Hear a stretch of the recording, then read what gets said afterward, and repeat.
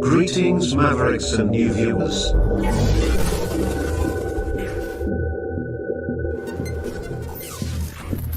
Tonight, direct and live from the Maverick News Network World Studios. This is Maverick News with Rick Walker.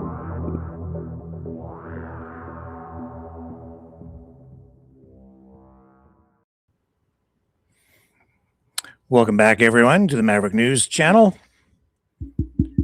I think the audio is proper.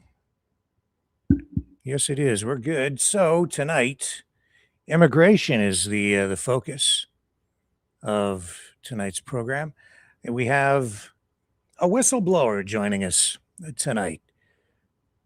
Someone from India who is going to highlight some big problems with the immigration systems, both in Canada and in India, the way they work together, and a lot of the problems that he has encountered. He will shed new light on this subject. He will bring us a perspective that I'm pretty sure you have not received from any other media source to date. So we'll be going to, what was I going to say? He'll be joining us shortly in the broadcast. Also, we will be opening the phone lines so that you can call in and ask him questions as well. So that's the main focus. We'll touch tonight as well a little bit on some of the top news stories. I'm not sure yet what we're going to be saying about Iran, because the situation over there is fluid, or Cuba, fluid, changing by the minute. It appears the United States is ready to launch some sort of massive attack on Iran really at any moment. So we definitely have one eye on that tonight as well. So stay with us. We will be right back with today's top news and this exclusive story that will give us insight into Canada's immigration system.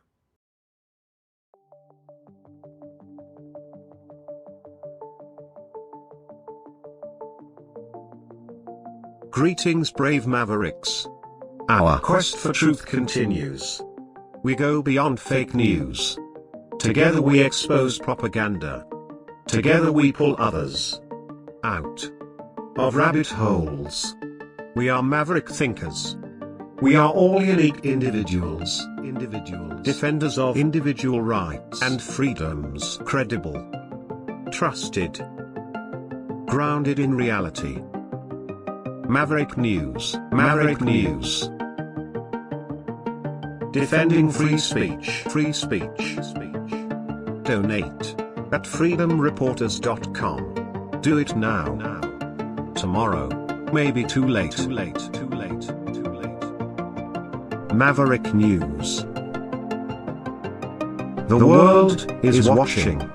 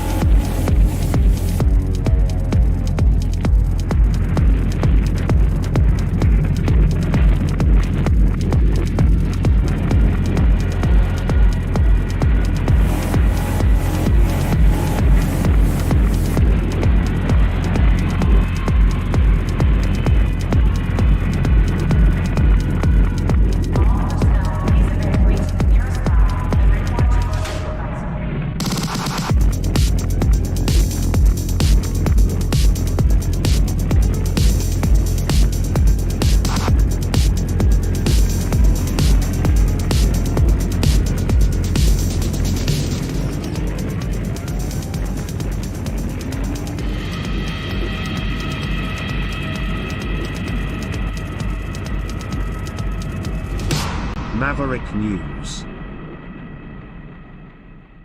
The world is watching.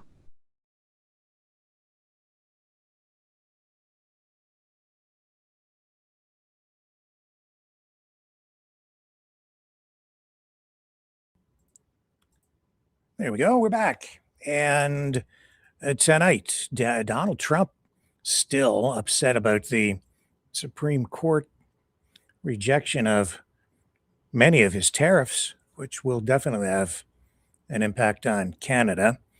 So tonight, he is, well, over the past 24 hours, he has ramped up his displeasure. Yesterday, we reported that he was going to, well, he was responding with a global 10% tariff in reaction under a different provision, a different piece of legislation that he says still gives him the right to impose tariffs on countries around the world. So he's gone global with his tariff war and has since increased from 10% to 15% in less than 24 hours. So, as it says here, most of Trump's tariffs struck down, and that Supreme Court decision yesterday in a 6-3 decision.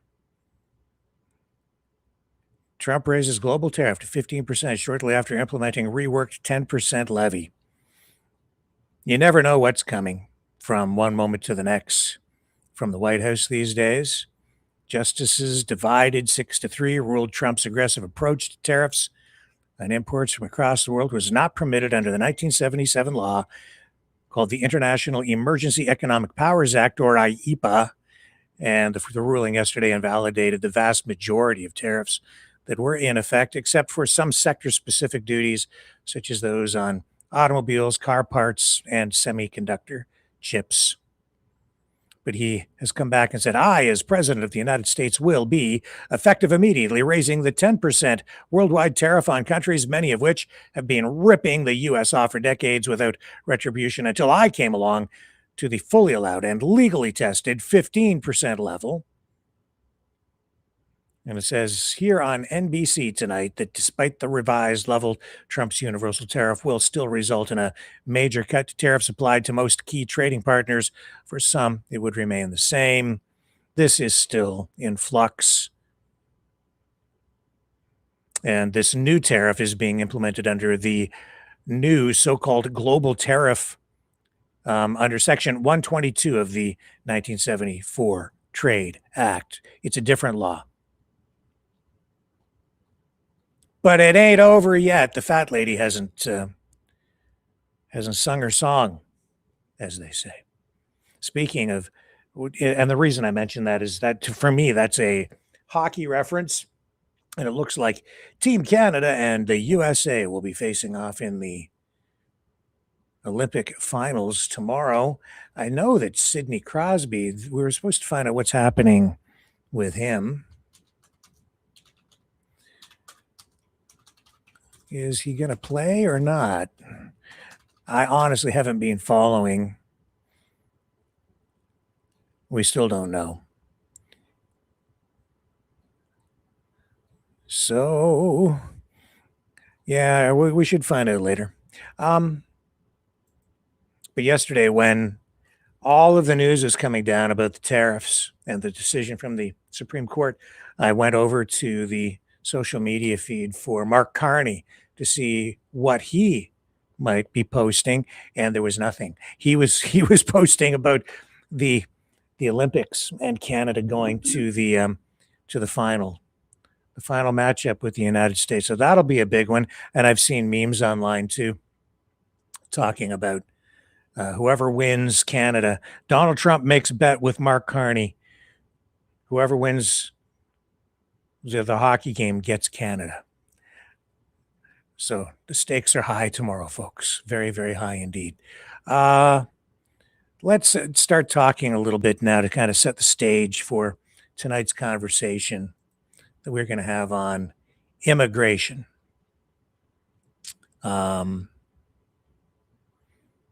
It kind of starts. We should start really with what happened this week with Danielle Smith out in Alberta, because this tonight is really a larger story about immigration in general. And Danielle Smith has announced a referendum on immigration for October 19th. So this was a surprise announcement, a province-wide referendum. It's a 9-question ballot blitz, which I think is very odd. It's strange. 9 questions. For me, I think it feels more like a poll or a survey more than a referendum, but especially because of the way the wording is structured through all of this. But Danielle Smith is saying that it's aimed at tackling out of control immigration and shaking up Canada's constitution. So, as I pointed out, sometimes in politics, you win by losing. My guess is that's partly what's going on here. I think whatever comes out of this referendum thing that is happening on October 19th, I think Danielle Smith is kind of setting it up so that they will take a loss of some kind, even if they get a positive result on the referendum. I think it'll whatever legislation might ultimately come out of it would probably be challenged under Canadian law, and they probably would lose, which it just sets up a whole martyrdom thing at a political level. But in any event, if you've been feeling the squeeze in Alberta, longer wait times at hospitals, packed schools, a budget that's in the red, Smith says she has this culprit, federal immigration policies, and so she went live to the entire province in a televised address this week, declaring Alberta's population boom fueled by high immigration is overwhelming social services. And yet there is some hypocrisy there, because it was not long ago she was all for as much immigration as Alberta could get, saying that she wanted to double the province's population. Now, I think she's just kind of reading the room, so to speak, and has taken immigration on as a political issue, a plank in a political platform. And somebody, I guess we have a birthday in the chat tonight, I guess. Mustang Sandy is 65. Happy birthday, Sandy. I haven't looked in the chat yet, but I'm getting an important message. Mustang Sandy is officially old today, being on this earth for 65 years. Don't know if I should be sad or privileged. Just be happy. Just be happy. That's all. Just embrace it. Be the best 65 you can be. In my head, I'm still 20. Till I get up in the morning and I roll out of bed. I'm like, ah. And I'm not quite there, but I'm going to catch up to you. I'm on my way to 65, but it's going to be a while. Don't tell any of those younglings out there, especially these conservative influencers who are blaming all bad things on boomers. I guess they've lumped me in with the boomers now. Bunch of granny bashers they are. But anyway, that I digress. Although that's sort of related to what we're talking about here, because they also blame immigration, high immigration levels, and the stresses on our social services on boomers, because we're an easy target, you see, especially the grannies who never get out of bed, the older ones, in any event. So we have Danielle Smith, once a champion of rapid newcomer growth, now pivoting hard. She's proposing a Quebec-style model where Alberta gets more control over who comes in and how they're integrated into the community, into society, Canadian or Alberta society. And she is talking about, provincial control over immigration. And I'm not sure how that's going to play out. That's what I think they mean by Quebec-style immigration policies. But I don't know, once someone becomes a Canadian citizen or has rights here in this country, I don't know how you prevent them from moving from one province to another. In any event, though, there are provisions that have been made for Quebec to help preserve their culture, and those are long-standing accommodations. But wait, there's more. If a separatist petition gathers enough signatures, a 10th question on Alberta separation could join the ballot on October 19th. So that's a key part of all of this. And we know canvassers are out there as well, gathering signatures out in Alberta in this controversial separatist movement, to say the least. And I would say the legitimacy of it may be even questionable because of the foreign influence that is very apparent, with BC Premier David Eby being the first to come out and actually use that T word, treason. We'll see if any of that sticks. Anyway, we'll keep on tracking this story as it unfolds. That vote now just 8 months away. So you can expect heated debates all across Alberta and Canada and here tonight as we dig into the immigration aspect of all of this here on Maverick News. And you can weigh in on the conversation when we go to the phones shortly.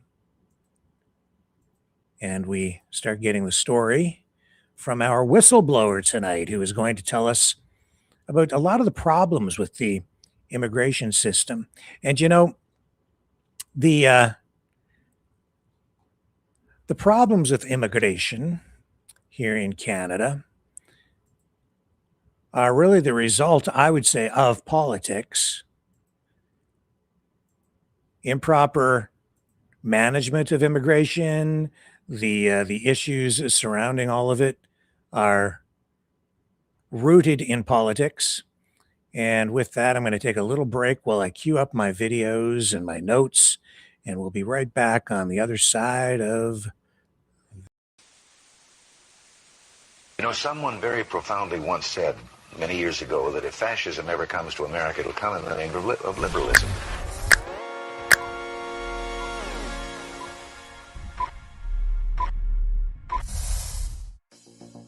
Well, I think it's time we ask ourselves if we still know the freedoms that were intended for us by the Founding Fathers. If we lose freedom here, there's no place to escape to. This is the last stand on Earth. The entire world is watching. Every dictator, every crazy dictator in the world is watching.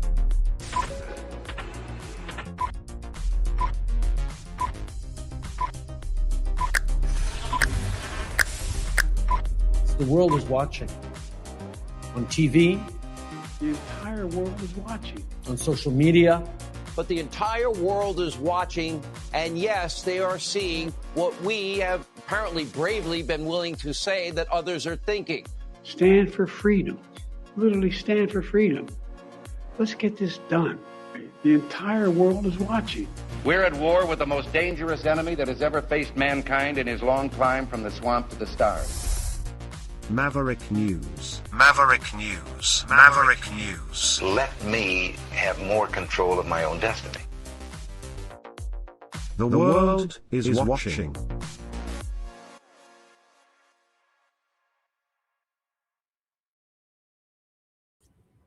Also, that military buildup in the Middle East, that is the largest U.S. military buildup since the Iraq War. They have a lot of firepower over there, and they're moving their assets into position.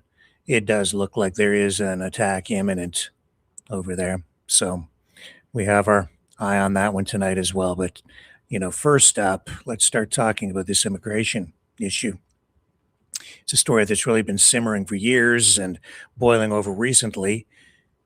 Involves this complex interplay between Canada's massive Indian diaspora, Khalistani separatism, immigration policies, and the diplomatic fallout with India. So first, let's cover how the Liberal government welcomed separatists, sparking tensions, and how Conservatives are courting the pro-India side, the shocking assassinations on our soil, political flip-flops, the religious divides most Canadians overlook, and how all of this is fueling a rise in right-wing politics amid record immigration numbers. This is, you know, foreign policy, yes, but it's more than that. It's hitting home in our communities, our economy, our elections, you know, and it has reshaped the face of many communities across Canada in certain areas. There's no question about that. Changing demographics change communities. Canada has a huge Indian diaspora, and it's a growing powerhouse. Canada hosts one of the largest Indian diasporas, in fact, with nearly 2.9 million people of Indian origin as of this year. And that's up from about 1.86 million in the 2021 census, making Indo-Canadians around about 7% of the Canadian population. The community is concentrated in places like Ontario and British Columbia, with strong ties to Punjab, home to many Sikh immigrants. The diaspora brings economic benefits, which are quite apparent. And Indian immigrants often fill key jobs in tech, healthcare, and business. But rapid growth fueled by student visas, work permits, and asylum claims, they've also imported historical tensions from India, like the push for Khalistan, an independent Sikh state. But how did we get here? Well, let's take a look at the politics. Under Justin Trudeau's Liberals, immigration from India skyrocketed from 32,828 permanent residents in 2013 to a peak of about almost 140,000 in 2023. That was an increase of over 300%.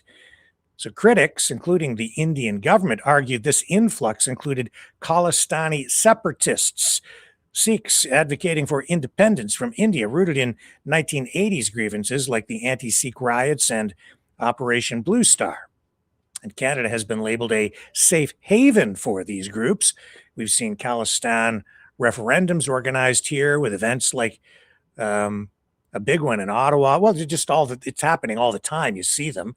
And they're drawing crowds despite controversies, including flag desecrations and anti-India slogans. And the Liberals' high immigration targets were seen as vote farming by many in Sikh-heavy ridings. In short, it's created a powder keg of conflict. That's why, and for the most Canadians regardless of what other communities or background you might have, if you're not familiar with what has been going on in India and the Khalistan movement and the issues surrounding that, when you drive by and you see these protests or you see it online, it's confusing, right? It's like, what the hell is that? And all those crazy people over there fighting. And there has been some real tension between the two groups, because what they've done is they've really brought the conflict, the separatist conflict from India, right here to Canada. You have two different groups fighting, and so you get this kind of stuff.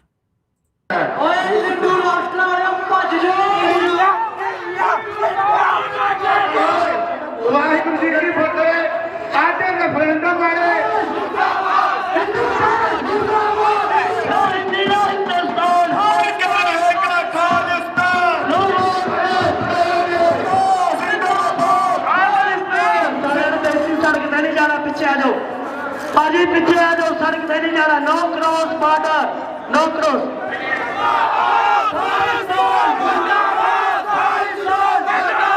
I don't agree with this protest in the sense that they are standing on a country's flag, which is absolutely wrong. Absolutely wrong. Not acceptable. There is a right to protest, but not in this manner. I don't agree with that.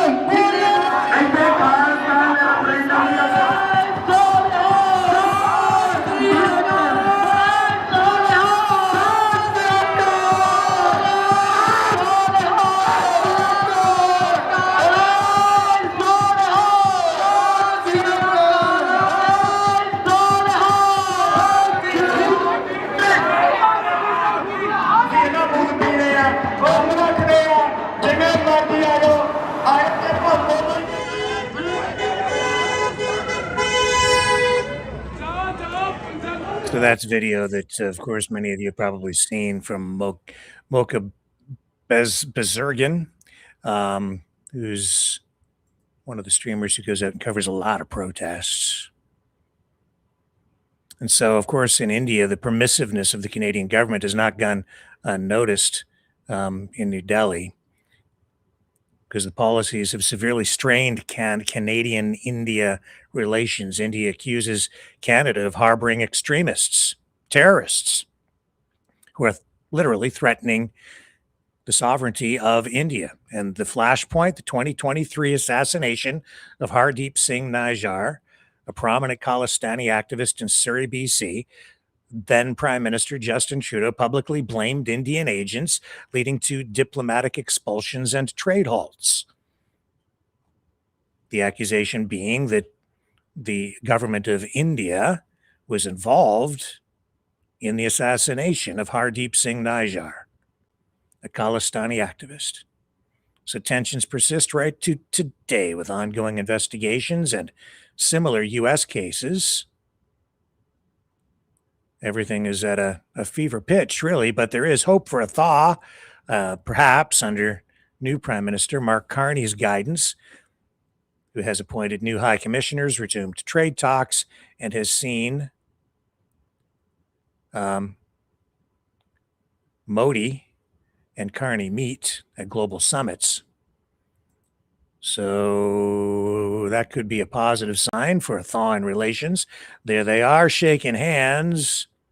The thing to kind of keep in mind here, just to put it in perspective, is this is politics as thick as it gets. And but as thick as it is really masked from the understanding of many Canadians who are not familiar with India politics or Indian politics, or most people, I would say most Canadians are not even aware of what the issues are surrounding the Khalistani separatist movement. So what you have had is the Conservatives, who have been sort of reaching out to the pro-Indian government faction of the diaspora from India, mostly Hindus, Muslims, and moderate Sikhs, who support the Indian government and Modi's vision of a unified India. And they've been criticizing the Liberals for enabling separatism and promised reforms like fixing the broken asylum system to weed out extremists. So this group sees Khalistan as a fringe threat and appreciates Conservatives' tougher stance on immigration, tying it to housing and job pressures and these sorts of things.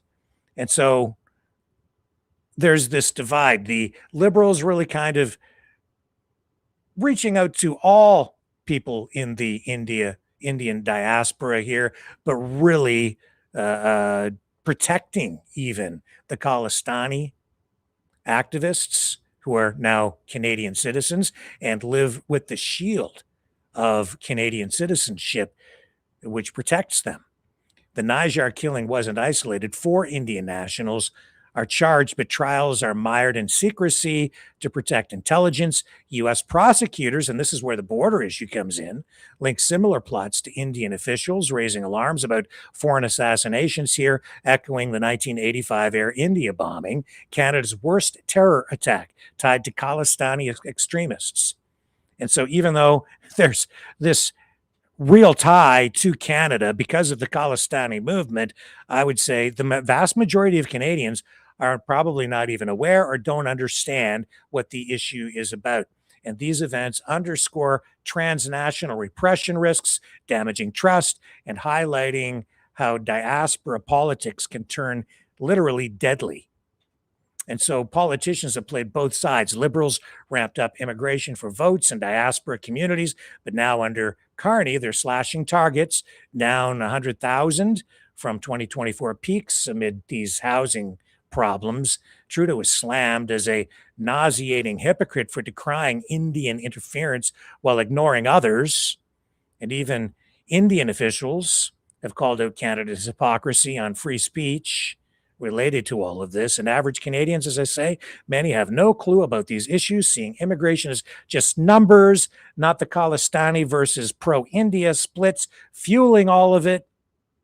It has turned into a damn mess. And as I say, it goes back decades. And all you have to do is look to former Alberta Premier Jason Kenney, who, in the view of some, is the poster child, the poster former premier for hypocrisy, because here he is recently on the Atlantic channel with David Frum, and just listen to Jason Kenney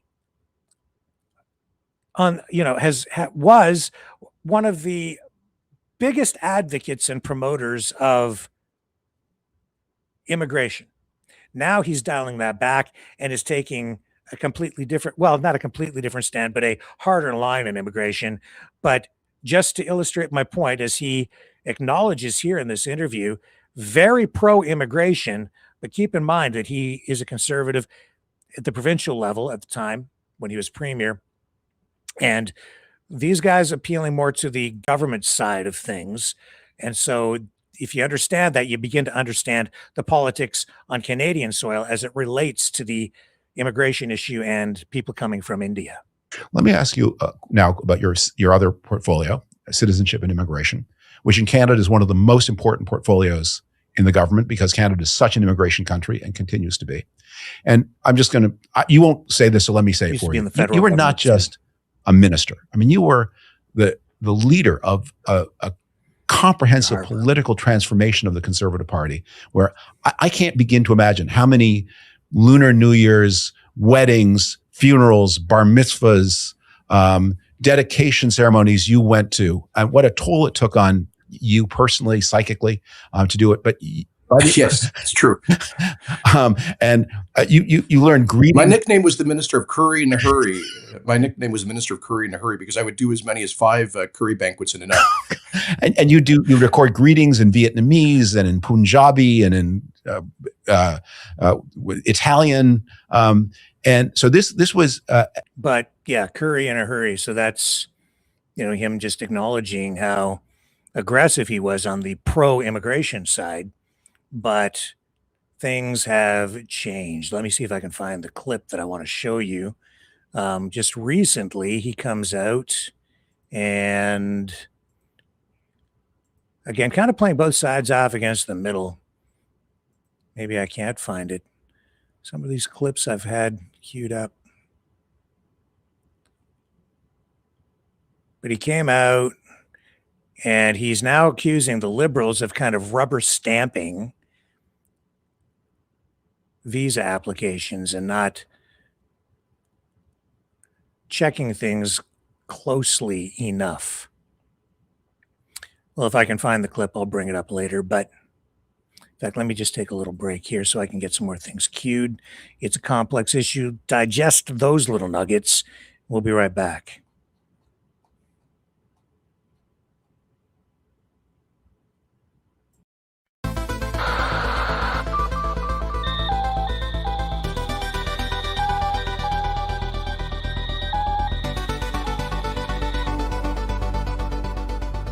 Maverick News isn't just a news outlet, it's a community of truth seekers. Your donation at freedomreporters.com fuels our mission to report the stories that mainstream media won't touch. Thank you, Maverick family.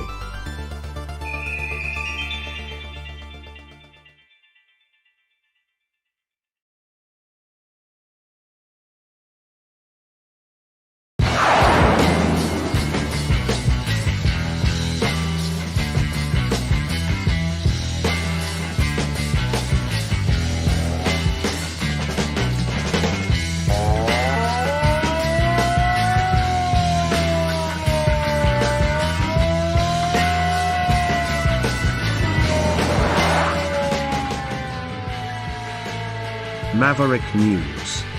Fighting for freedom.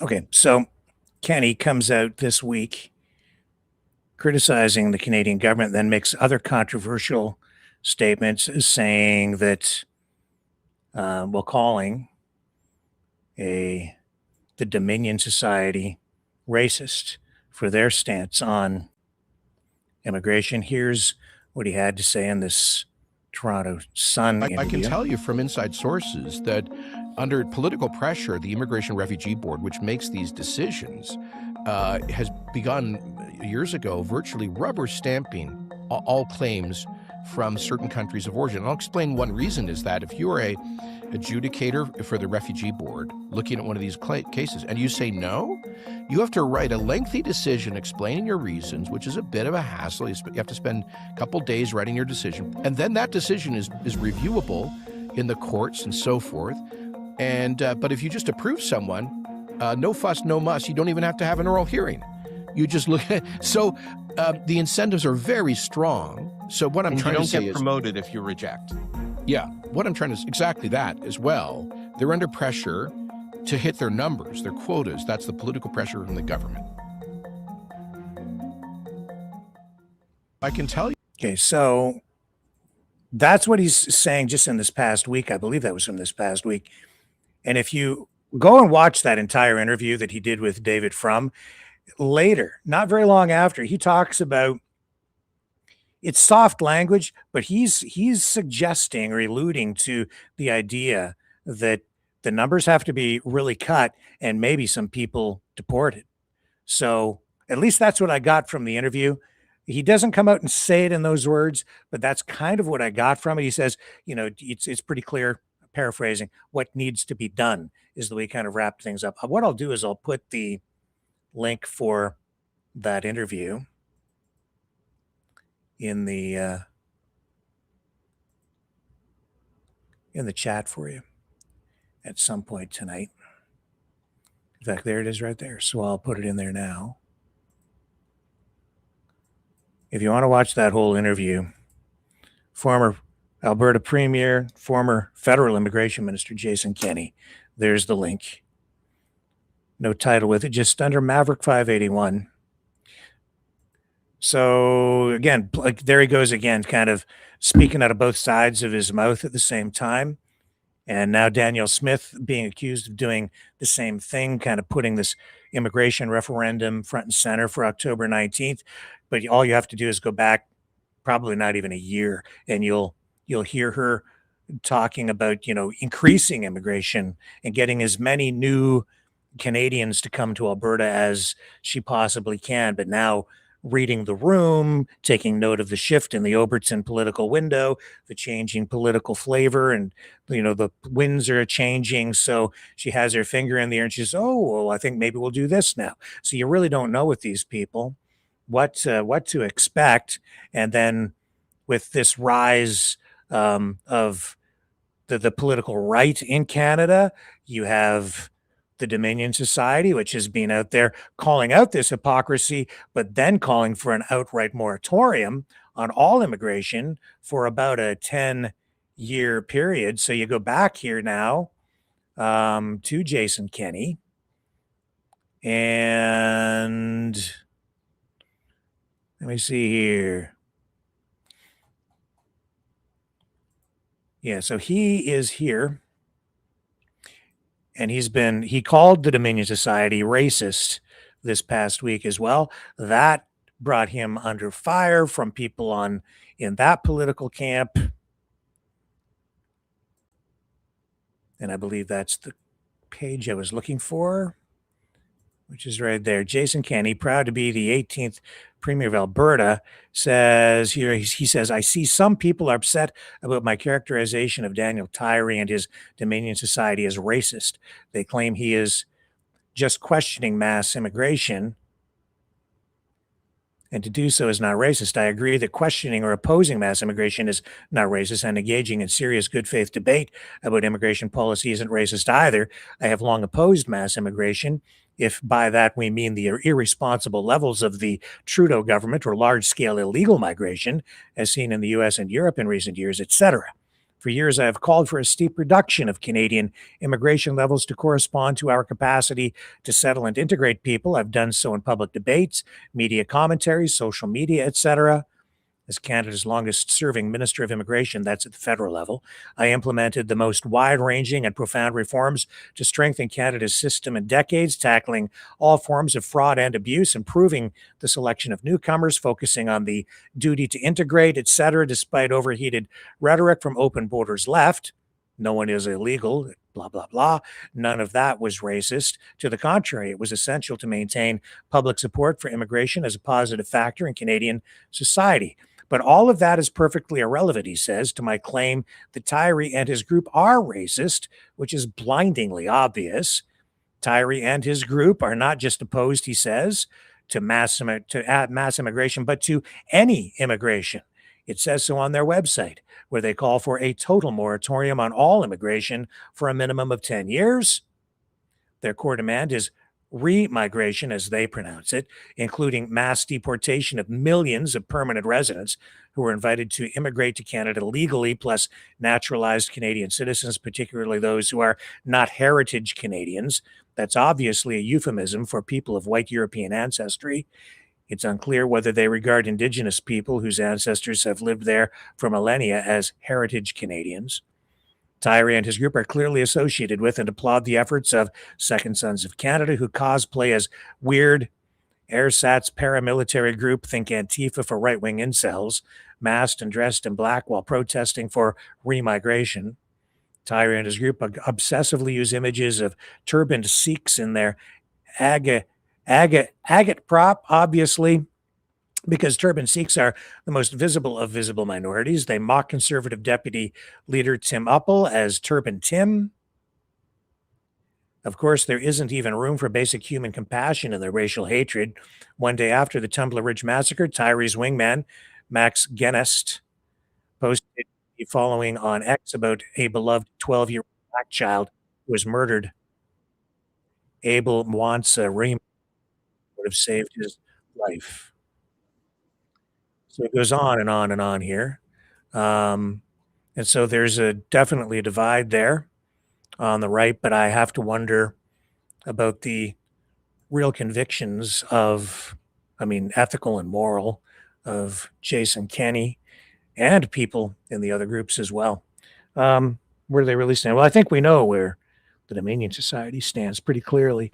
But as for Jason Kenney or Daniel Smith, I think they kind of flip and flop, and their position changes depending on the way the wind is blowing at any given time. So the key to much of what we're talking about here is corruption. It is about fraud, immigration fraud, which is what our whistleblower is going to talk to us about tonight. And we're going to bring him in when we come back on the other side of this. So do not go away. We'll be right back.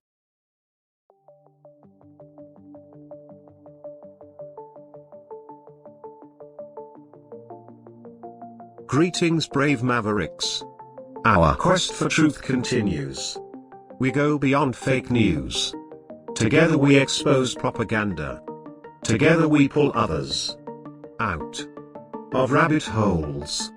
We are maverick thinkers.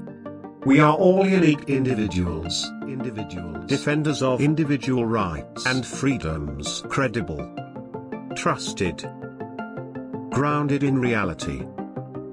Maverick News, Maverick News. Defending free speech, free speech. Donate at freedomreporters.com. Do it now. Tomorrow may be too late. Maverick News. The world is watching.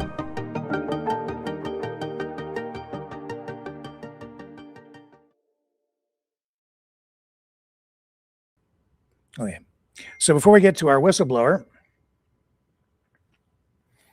I just want to point out a couple of aspects to this broader story of immigration that are important. And I've touched on this here. You have the groups who are saying, just send them all back, which I don't agree with, because you're turning into a monster when you start going down those roads. What is important to highlight is that it's kind of a two-way street. And this is low-hanging fruit for any politician that wants to turn hate into votes, anger and through anger and confusion, and by pointing a finger of blame at an identifiable group, which is one of the oldest tricks in the book. But it is it's you can't blame the people who come here directly because they've been promised things or sold ideas or even sold a dream, literally, where they put up money to come here, and sometimes misled, sometimes even ripped off, sometimes brought here and under false stories.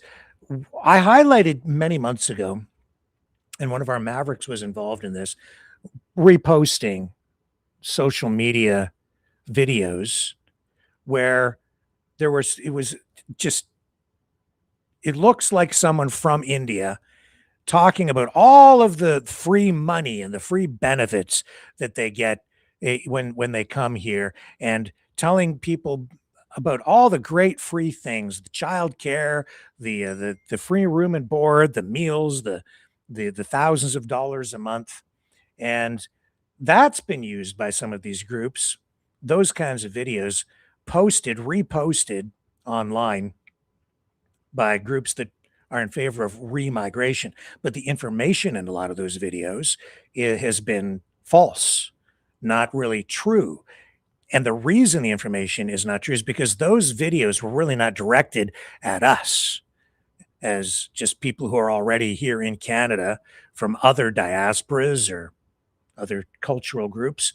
They're really directed back at the people in India to tell them lies, to get them to think that if they come here, they're going to have all these social supports and a lot of money.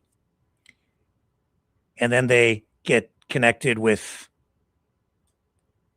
consulting firms that promise them visas and an easy pathway to citizenship or permanent residency here, or a student visa in order to come to Canada. And they're charged thousands and thousands of dollars, and then they get here or they arrive here only to find that things were not actually properly handled, and they're sometimes sent back, or they get here and they don't have any support and they get scammed and ripped off. In fact, it's going on even as we speak on a smaller scale right now because of the FIFA Cup. And I'll just bring this up. Now, I highlighted one of these things, and I called out one of our Mavericks one night because this person was sharing those videos, but was doubling down on it. And that's, a story from some time back. But here it is: misleading videos on social media are targeting travelers to Canada for the FIFA World Cup. And they're talking about visitors' visas, and they're charging some people from India thousands of dollars improperly, selling visa application packages right here for 150,000 Indian rupees, about $2,200 Canadian. Purportedly includes embassy fees, match tickets, biometrics, and consultancy fees. So you see, a lot of this becomes a double blow, double damage to people from India coming here, because on the one hand, they get here and they're being targeted, honestly, let's just face it, with racism and attacks because of that, because they're seen as leeching off the system, and yet they're not receiving the benefits that they were promised by these other scammers, and they're getting ripped off by people from India in many cases, who are running these scam immigration services, encouraging them to come, charging them a lot of money, and not just for temporary visitors visas, but also for things like student visas. And here's an example of that. So these stories are not as cut and dried and as black and white as people think. It says here, this is also another, this CBC. Yeah. She came here to Canada for university, but she'd never been accepted, and the scam cost her $7,000. 2 years later, the victims speak out with hope authorities can do more.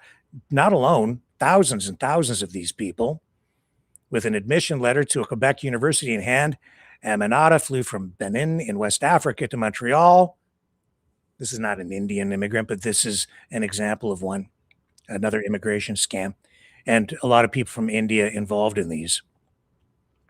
I'm just throwing these out as just quick examples. This woman thought she was coming to Quebec on a scholarship to earn a degree, but only after she arrived in Chicoutimi for school did she realize she was scammed. I'm living like with the fear that, at any time I can get deported. And so a lot of these things are, we don't realize. You don't know what somebody is going through when you just see them in a Tim Hortons, right? What's their life like? What have they been subjected to? Sometimes they're being promised an education in schools that are not really schools. And that's part of a fraud too, in order to get people to, into the country. But at the same time, some of the people are being scammed. And, the trucking industry is going through a lot of this stuff, and employers are largely to blame for a lot of the problems because they're exploiting, taking advantage of, abusing government programs in order to take advantage of immigrants so they can pay lower wages. And I don't know about you, but I'm thinking you can't just blame an immigrant for that. You have to put a lot of the blame on the employer because they've set these things up to take advantage of taxpayers and the workers. And in the case of some of these driving schools for truck drivers, a lot of these drivers and the companies they go to work for, the drivers are not being properly trained. And sometimes they're not being paid properly either. So that's resulting in safety issues on the highways. And we've had some of that, some of those issues highlighted here on the program as well, because we have quite a number of truck drivers from the trucking industry who are well aware of those sorts of issues. So there's some balance, I think, that you have to apply to this story and understand that there are victims on all sides here because there is abuse of the system, corruption, and then, let's just face it, there is just outright racism that's being amped up and fueled by all of this because people are angry about it. And some of the frustration is justified because the government has not handled a lot of this very well. Of course, there's stress on the healthcare system, especially in Alberta, where the provincial government is responsible for healthcare, but they haven't built a new hospital in that province since 1988. 1988. Since 1988. Did I repeat myself enough? And, well, they've been bringing in more and more immigrants. They haven't been spending the money on the social services. But then they can just point a finger of blame at Ottawa, too, and they take it on the chin over there. And then you get videos like this, cockroach found in Tim Hortons iced coffee in Scarborough. Well, you know where that's going. It's all about the immigrants who work at Tim Hortons. See? Blame it on them, which is not fair. Like from Tim Hortons. Don't have any control on the pest, right? That if it goes over there right now. Yeah, you know what, man? I'll tell you right now, I know what that scam's all about. I'm just going to call it out. A lot of these videos that I'm seeing, they're putting the cockroaches in the food on purpose and then making the videos because it gets them clicks. And then they make money with their viral videos and all of that BS. So I know that game. With that, I think it's about time to bring our whistleblower in, who's been waiting very patiently now for quite a while in the back room. Let's take another quick short break, and then we will go straight to our guest for tonight. Stay with me.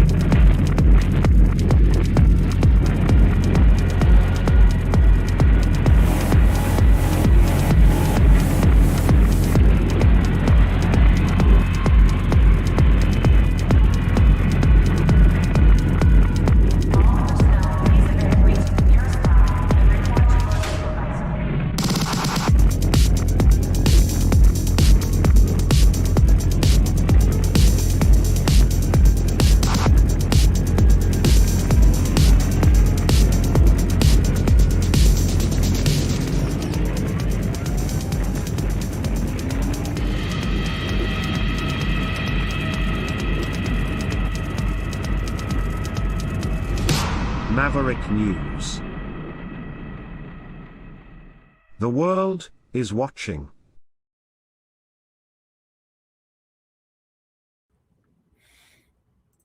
Okay. Oh, we've lost our focus here. Hang on. That fixes it. Let's bring our guest in. Our immigration whistleblower tonight. Right there.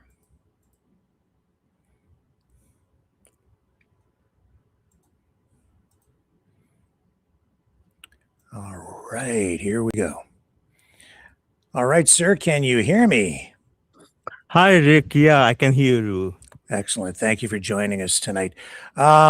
Just to let everybody know, our guest is not using his real identity here tonight because of safety concerns for himself and his family, because of what he has been through in India and here in Canada, and because, as we've mentioned, we have had people assassinated on Canadian soil.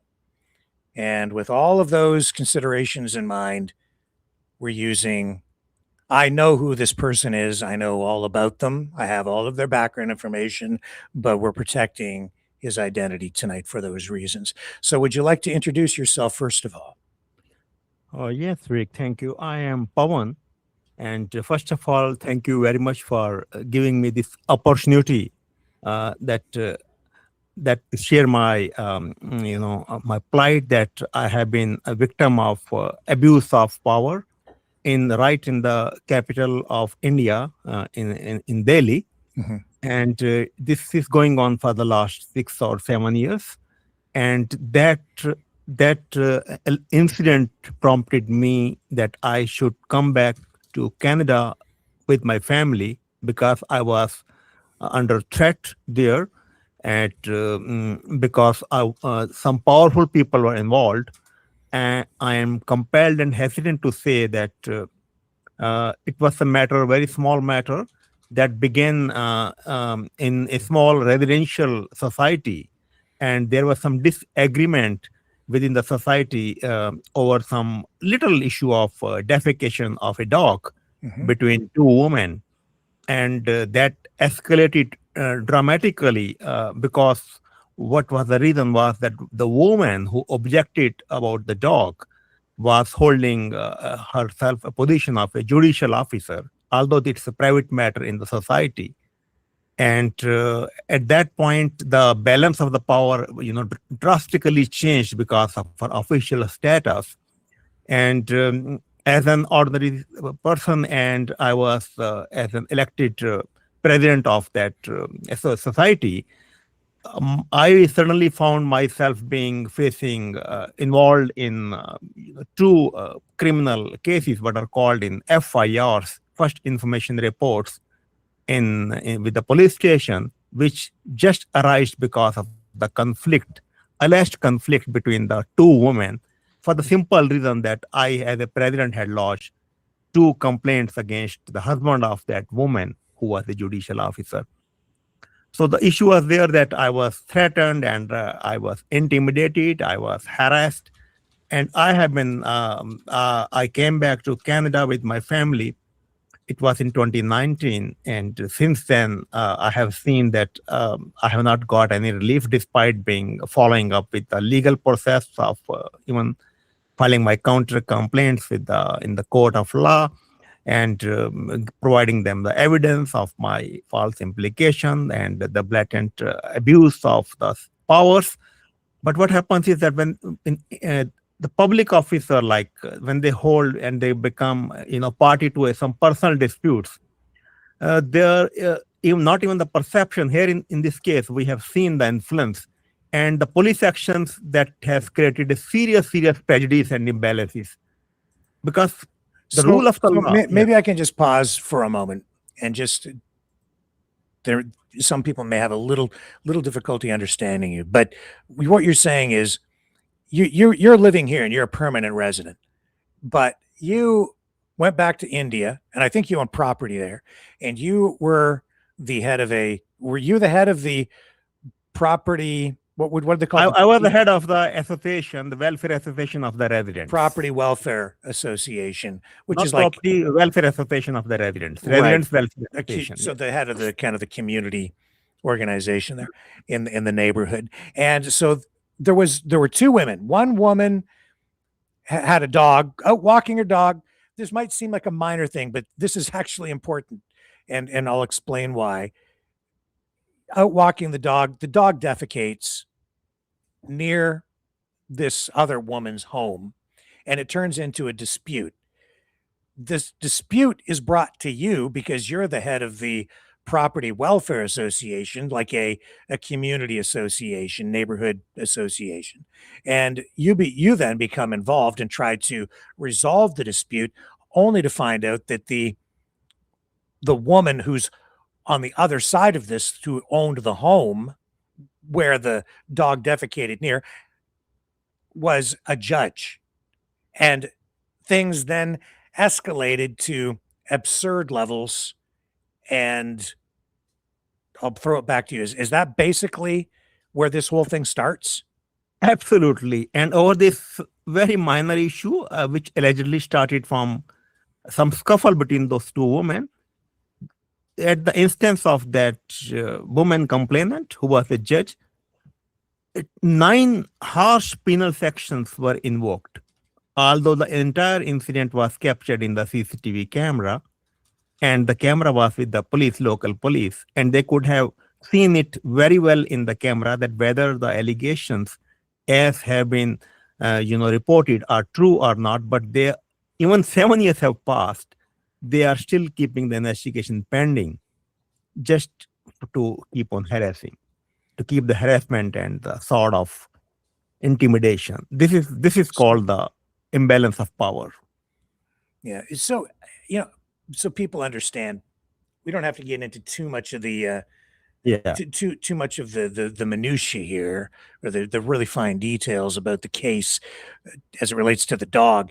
But these dog issues, as I've come to find out, in India are really more common than people realize. I'm not sure why, but there are a lot of fights. It's like these issues are quite common among people in India, and I'm not sure why. Is it because some people in India, just for religious reasons or cultural reasons, don't like dogs? Is that part of what it is? No, it's there's like some people are pet lovers and some people object to. So this is a simple thing, what I will say, not connecting with the religion. But thing is there that it is very common. The fights are very common, and they're escalated to this level, and especially over some very, very petty alleged issues. Okay. So, yeah, it seems like a petty thing, and I suppose it largely was, but this thing just escalated out of control. And the woman who's the judge really seemed to take offense to your intervention, your involvement in this. And where did it go from there? So I think you said in our pre-interview that it escalated to the involvement of, I think, her husband, who was involved in a park. Tell us about that. Yeah, I was allegedly named and dragged in the incident because as the president of the society, I had made 2 prior complaints with the local police for a husband, where I mentioned that he also fired in the society park over an issue that he was having objection of a boy and a girl sitting in the society park. And then he also assaulted me, and he was creating some disturbances, which I reported in my complaint. So this judge's husband in a park in the community, and you're in that neighborhood where you've gone back to India, and because there's a boy and a girl sitting in a park, because he's got these old cultural values where to him that's wrong. A boy and a girl should not be in public seen together in a park. And so this is exactly what he admitted himself when he came to the RW office. He admitted that he had done so, firing the shot just for the reason. Right. So, this is a mindset. I can't comment what is someone's mindset. And I had to look this stuff up when you were telling me this story because I'm Canadian. So by Canadian, societal standards, it doesn't make sense to me. I found it, like hard to believe that someone would act like that. But in India, there are people, especially older people, who still have those sorts of cultural attitudes or values. So they don't want boys and girls or young teens or whatever, it's seen in public together, not married. And that was how all this happened. And this is the husband of the same judge that was involved in the dog defecation dispute. And the things didn't stop here. When that girl didn't receive any help, and she allegedly posted on the social media that she is not getting any help from the police. And on the complaint of that woman judge, first information report was registered against that girl for allegedly defaming her. So again, my name was being dragged there while I had no social media account. I had no even comments, no posting. And the police is still checking for the last 7 years. It's very easy to see the post, whatever. So just to try the influence, she implicated again. And 7 years, police has no clue where's the post, why are we dragging this gentleman. So this is the way this power imbalance has really, So So again, to just kind of help the story so people understand, because we've got a little bit of a language barrier here. You take this to police because there was a shot fired in a public park, you allege, and you say that there was, threats made at the park. So you take this to police, and this dispute between yourself and this woman who is a judge in India continues to ramp up, and you didn't get any real response from police. Oh no, absolutely. Rather than respond, police didn't help me, and they in fact threatened me at the police station. I was the community head, which was very, very unusual, because community heads are there to resolve the problems of the community, and they in fact detained me.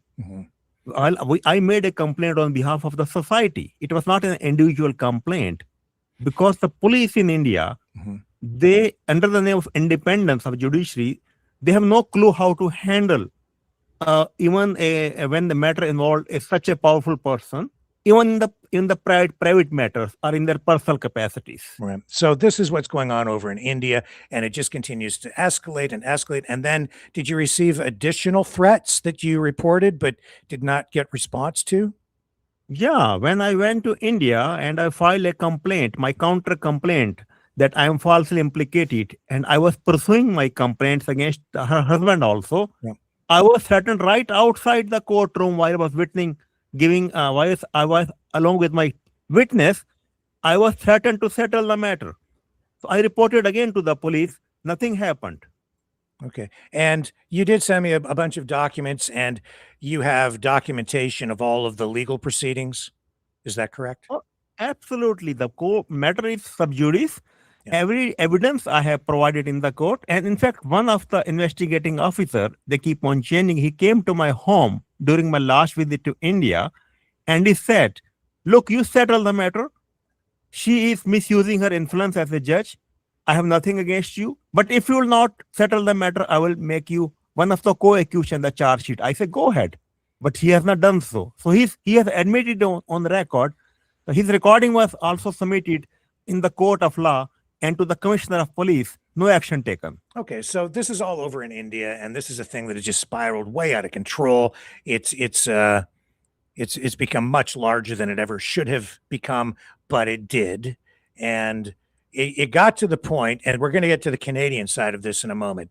But you felt that your safety was eventually in danger, and the safety of your family. Can you explain that? My family has not gone back to India in last 7 years. I have gone back 3 times in connection with my pursuing my cases. That 2 complaints lodged by the woman are still pending investigation, whereas I have filed my complaint as an aggrieved person who has been falsely implicated. but they are still in the process of subduing. No action has been taken despite my explicitly providing an irrefutable evidence of my alibi. The CCTV cameras are with the police and the recording that he's acting under influence. This made me so much threatened that I have been totally, and in fact, police have made me just like a runaway by making a forced and misleading statements in the same court that this man is not available for investigation, whereas I am pursuing the case in the same court. It is so mockery. It is a perverse justice. I am going to the court. I am appearing by the video conferences from Canada. I am appearing in person last year in India, and still the police said this person is not available. So that made me so threatening with this system that I don't know what to do, because my life is very danger and I'm keeping my identity close here because I know there are some people, they're very powerful people. They may have some connections in Canada also. If I disclose, you never know. I'm not safe even in Canada because of their powerful connections. Okay. So because of a dog defecation issue and an issue in a park, this thing blows up out of control to the point where you say you had to move your family to Canada. And is it this incident that you referenced for the Canadian government to bring your family here? No, when I went to India, I referred this matter, and but I didn't receive. I will categorically say this is not the matter of any involvement of the any government of India matter, because what happens is that they consider, and it is judiciary is independent. What I'm really asking here is, how did you come to Canada? Under what conditions, or how did you get entry into Canada under? Oh, okay. I came to Canada earlier, and I was living here for a few years. So as a permanent resident, as a landed immigrant, based on in the skilled category, in 2018 I returned back to India, and I thought that maybe I will have my children educate there because I have the house and roots there. And at that time, people elected me as the president. And after this incident, I was a permanent resident. My wife was a Canadian citizen by that time. So I came back. I didn't take refuge, but I came back as a permanent resident since my wife was also. So we returned back to Canada. Okay. So your wife, your kids, how were they admitted into Canada? Under what conditions or provisions? Are they the student visas, or did they just get permanent residency because you were already given permanent residency and so they were allowed to come with you? Or what permissions were granted, or under what permissions was access to Canada and living here granted to your kids and your wife? And are they still, like, are they here permanently, or are they facing any kind of a date where they have to return to India? No. No, you're all here. We all my wife was Canadian citizen when we went back to India in 2018. So when this incident happened, I and my family came back to India. My children, myself, all were permanent residents. Before we get into that, I just want to establish, is your whole family here permanently, regardless of what happens with this incident? Yes. Okay, so I just want to make that clear, because what some people are probably wondering is this some sort of a scam? Is he using this incident to try to get his kids permanent residency here, or something like that, under an asylum seekers thing? So I just want to establish that you're already here. You're here permanently. You're here permanently with your family. Your whole family is here permanently, regardless of this incident. But the reason we're highlighting this incident tonight is, well, you can explain, why did you want to bring attention to this dispute, this big legal dispute, and these alleged threats that you say you've been subjected to back in India? Why is that important to what's going on here in Canada? There are two aspects. My family, they all are Canadian citizens. So as a Canadian, I am bringing this issue that, like the USA and other countries, they take care of the citizens. I just want to bring to the attention that the Canadian citizens should feel safe in Canada and everywhere across the world. Yeah. If a Canadian citizen is not safe in Canada, if he cannot share his details, that maybe the local police may say that your safety is in danger. You're up to your own to make your own arrangements. This is why I want to bring it. So what you're saying is you feel unsafe, and now you even feel unsafe in Canada because you feel that these threats leveled against you in India are now present here in Canada as well. That the judge there and whomever this person is connected to has connections so vast that this can even reach out and touch you in Canada. Is that what you're saying? Absolutely. It has been going on. We have been reading newspapers everywhere, shootings in the Brampton, Vancouver. You never know. There are millions of Indians here, Canadians of Indian origin root. You never know that such influential people, I don't want to name whosoever, they can just pass on my information. So this is the way and the system is not checking who is coming here, because if even the international students who are coming here, they don't have any clearance with the PCC. Even I had mentioned last year to the government also that please make it mandatory that whosoever comes to Canada should have a mandatory police clearance certificate from their own countries. So it is dangerous. Like we have heard some news that some international students have been indulged in some gunfires. Who knows? Because they might not have the security clearance from their home country. And so you're concerned about gang violence in the India diaspora here in Canada. Yes. And this is the extent to which the influence from India is present here, and it affects you because some of these people that you think or view as being a threat or a possible threat to your safety, these people are here. They're connected to this judge back in India. The threat is present here because of that, and you're not alone, is what you're saying. These problems related to gang violence in Canada, even though it starts with a very minor incident, they become political. They're probably cultural, driven by culture to some degree, or conflicts in culture, or just by these incidents themselves, where now you're being targeted by someone with great power and influence over in India. And even though you live here, because we have such a large Indian diaspora and we have problems with Indian gangs, and these problems from India have essentially been imported into Canada, and now you're dealing with the same thing. So you've approached the authorities here in Canada with these concerns, and what happened when you did that? Yeah, first thing I will clarify that I'm not saying that the judge is having some connections directly with the threats in Canada. I say anybody can have connections. And because this matter, the people are very influential, I am making complaints against the police also. So they are which police in Canada or in India? No, against the local police in Delhi police. Right.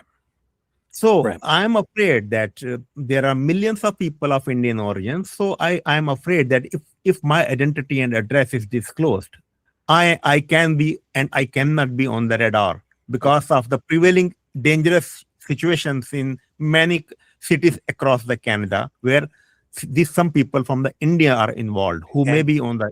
So tell me about that violence, the gang violence within the India diaspora here in Canada that you're seeing, not just related to yourself, but to the Indian community and the communities that you live in general. How much of an issue is it for, the people in your community? First thing is here, I have seen that unfortunately there have been incidents which are being captured, that there have been protests and, sort of violent protests, I won't say, but there are protests where the two communities like Hindus and the Sikhs, they are against each other, although they belong to the same country. And then we have seen that even in the Brampton and in the Surrey, there are some people who have come and that fired indiscriminately outside someone's home. There have been extortion calls and there have been no help received. And some house was also set on some fire. I don't know for what reason. I read in the newspapers. Yeah. It all is because there is no system who is coming to this country. Yeah. There is no system because when somebody is coming on an international study permit, he's making it clear that he is going to study here. But once he lands here, there are thousands of cases who have said that we have come here for seeking asylum. So this is the abuse of system, and those people have not got the clearance of the local police. Who they are, whether they belong to some gang, whether they belong to some organization, you never know. Anybody can say that I have taken admission as an international student. He arrives at the com and then he says he will not attend the college, he will seek asylum. Asylum is for some people who are genuinely persecuted, like the case where some authorities, a police, or there's a threat on someone due to some race, religion, his political association, whatever. And so this comes back to the Khalistan issue in part, right? Yeah. Yeah. So this is where we're seeing a lot of the conflict is the Khalistan side versus the pro-India government side. It's an issue of separation, which Canada is going through, or just going through the early parts of this kind of dispute. And you see how it can escalate out of control for sure, right? And so it just gets crazy after a while. Let's see here. Let's bring in another guest here because I said we're going to go to the phones. There's Angie. Hello, Angie Clowry from out in BC. And I know, and the reason I asked Angie to join us tonight is because you live out in BC. I do want to let our guest kind of finish his story, but we definitely want to get to what you have to say too, because you have experience with immigrants and I'll let you tell the story, but you have a large Indian diaspora out there in BC as well, and gang violence that I know you're aware of too. So you can bring some value to this conversation, but back to our guest first so we can finish up here. Where were we? Oh yeah, we're back to the Khalistan protests, and some of those have become violent. And just to highlight again, this all stems back to the Air India bombing, over 300 Canadians killed in that, which I think a lot of Canadians have either forgotten about it or maybe were never aware because you know how Canadians are. They just don't pay a lot of attention to a lot of things. But that all relates to this. Then we have Justin Trudeau, who is seen by the Indian government as having been protecting Khalistani separatists, viewed by the Indian government as terrorists. There was that incident where Trudeau flew over to India, and then he had that mechanical malfunction mysteriously with his plane, and he had to have a layover. It was my view that they were concerned about allowing the government of India to repair the plane, so they flew parts in, I believe, from Canada rather than let them work on that plane, because you know where that might have gone if he was correct about maybe his paranoia. I won't say any more about that, but there was that incident. And then, so what you really have here is the Liberals have been allowing the Khalistani separatists to come in. They set up residence here. They're given Canadian citizenship. They use that as a shield. So they have dual citizenship here in Canada, Indian and Canadian. Where the government of India really can't touch them because they're on Canadian soil, protected by Canadian authorities, protected by the Canadian government, and yet they still continue their separatist political activities from afar, reaching back out into India in order to fuel, and even some of the leaders of the Khalistani movement living in Canada, which the government of India is alleged to have responded to by becoming involved in the hiring of hitmen to go out and perpetrate these assassinations on Canadian soil, which the government of Canada then called out and said, hey, wait a minute, you can't do that to a Canadian citizen on Canadian soil.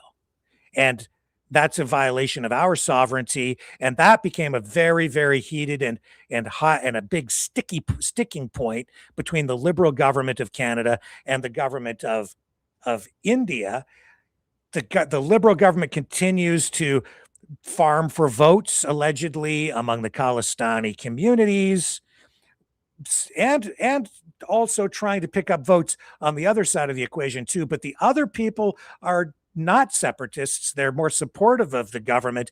And the conservatives are farming for votes with those folks. So you really have this political divide, not only within the Indian diaspora, but also right within the Canadian political parties, with the conservatives supporting the pro-government side, the liberals supporting the Khalistani side. Then you see that explains why the conservative influencers are all pro, like anti-Khalistani, and you see, the politicians at all of these events, soliciting votes. And that's why the Khalistanis finally ejected, I believe they banned Pierre Poilievre finally from some of their places of worship, even after he'd been in there trying to get their votes. And it's because he's supporting the government of India. The liberals are supporting the separatists. Why would that be? It's because the government of India under Modi is more of a nationalist, right-wing political power.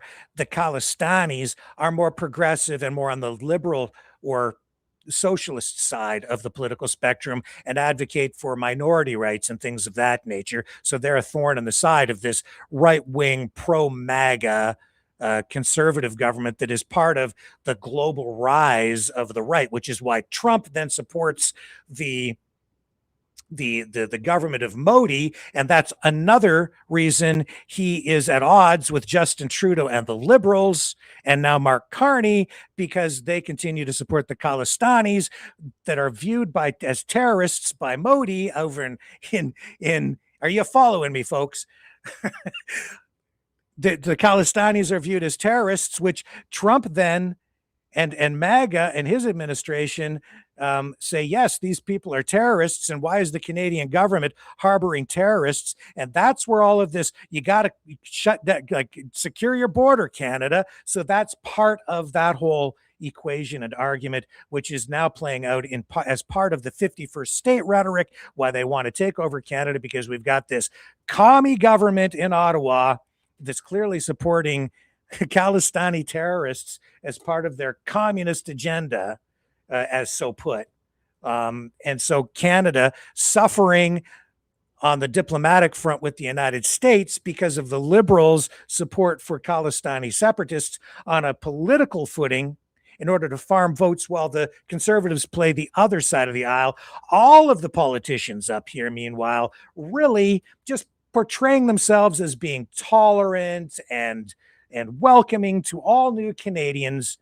And don't you dare say anything negative about this particular group of new Canadians, because if you do, you're just a racist. Meanwhile, they're playing heavy politics and they are farming votes, and they're appealing to one degree or another to both sides of the equation. And you can bet your bottom dollar they're making deals in the back rooms, cultivating all kinds of political donations, and in exchange they're returning favors, which I have no doubt then translate into, you can bring more of your relatives over from India, or you can bring more of your relatives in from India, or we're going to help you get rid of all those people who you think are terrorists, or we're going to get rid of those people because they're oppressive to you as a minority group, and they're playing Indian politics on Canadian soil to get elected and seize power back in Ottawa, either for the conservatives or the liberals.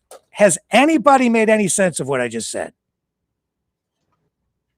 Yeah, it's super confusing, because then also, if you remember with our own last federal election, it got brought up too, because Jagmeet Singh was denied a visa into India because he looks like, shall I say, a terrorist to that country because of that. So that is where my head went at too, is when you were talking about that, because that was a big ordeal, especially with conservatives, noting that how can India call someone a terrorist, and he's running a leader of the political party in Canada. And so if that just doesn't muddy the water even worse, I don't know what does. Sorry, I'm not helping your cause here. I'm just no, you are. You're helping a lot, because what it comes down to is, if you're just a stupid little ignorant white boy like me from the backwoods of Ontario, right?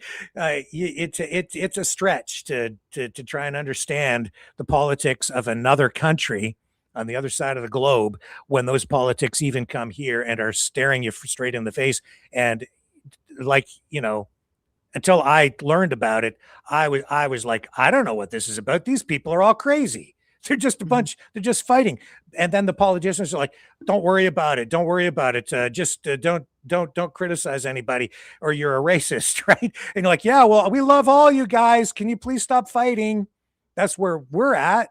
Meanwhile, to the people out fighting in the streets, this is a very serious matter. But it is the politics of India here on Canadian soil, and we don't like it, right? We just want everybody to calm down. And now our guest here tonight kind of blowing the whistle on all this, saying, look, man, this is really serious. Our community, our Indian community where we live, we don't feel safe because the politics is so thick and this conflict is present here. And when we go to the Canadian authorities here now and to our politicians, they're not helping us solve the problem.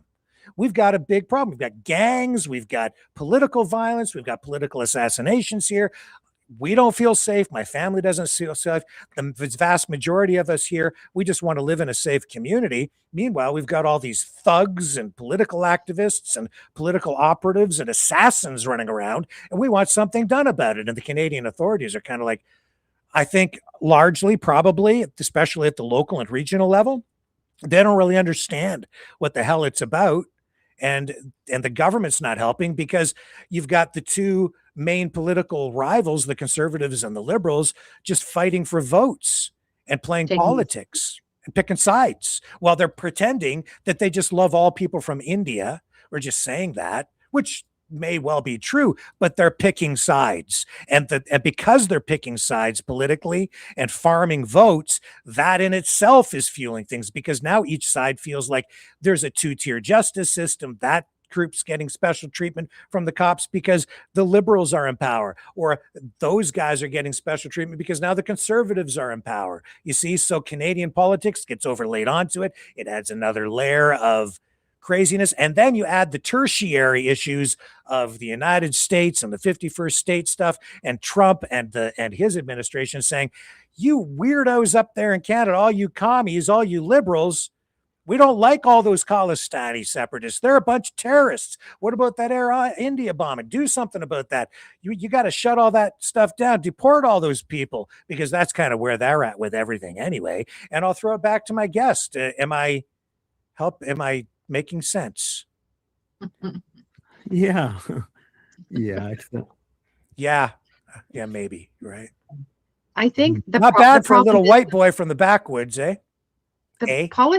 Politics doesn't stop at the border, right? So no matter with us, if I'm going to Mexico or to the United States, or if I'm traveling abroad, and also too, when we have immigrants come into Canada, they bring their own political beliefs. So they are going to side with, we have three parties here. We have more than that, but, and I think we can't, it's really interesting because it's kind of dancing on a fine line, because we want them to be passionate. We want them to bring their interests, their culture, because I do believe it increases and helps us. And I like, my gosh, I love Indian food. I love Chinese food. Like, what kind of food don't I love?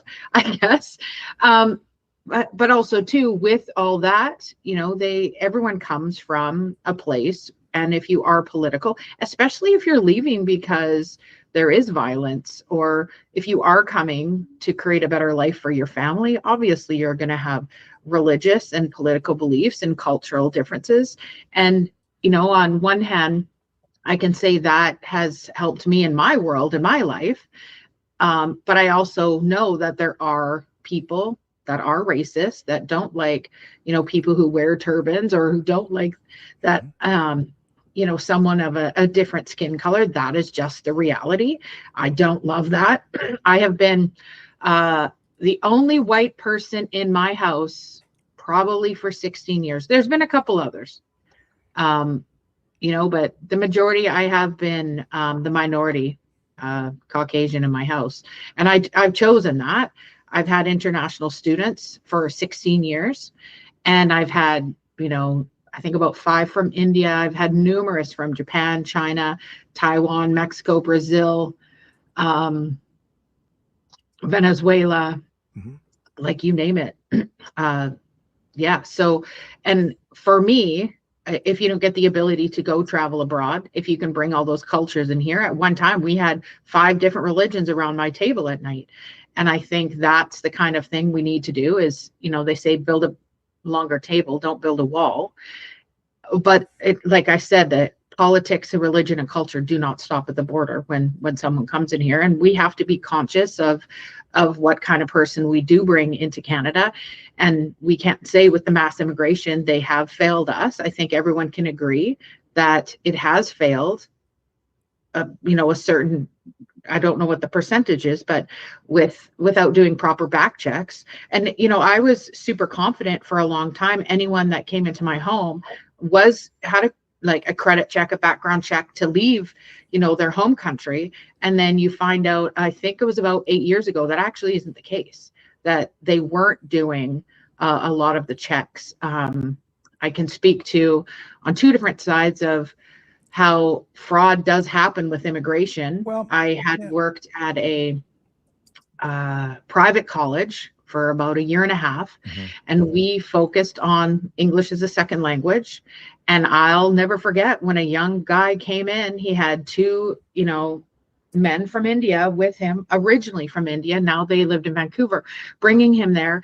And the kid that was standing in front of me, he wasn't the kid that I had in the passport.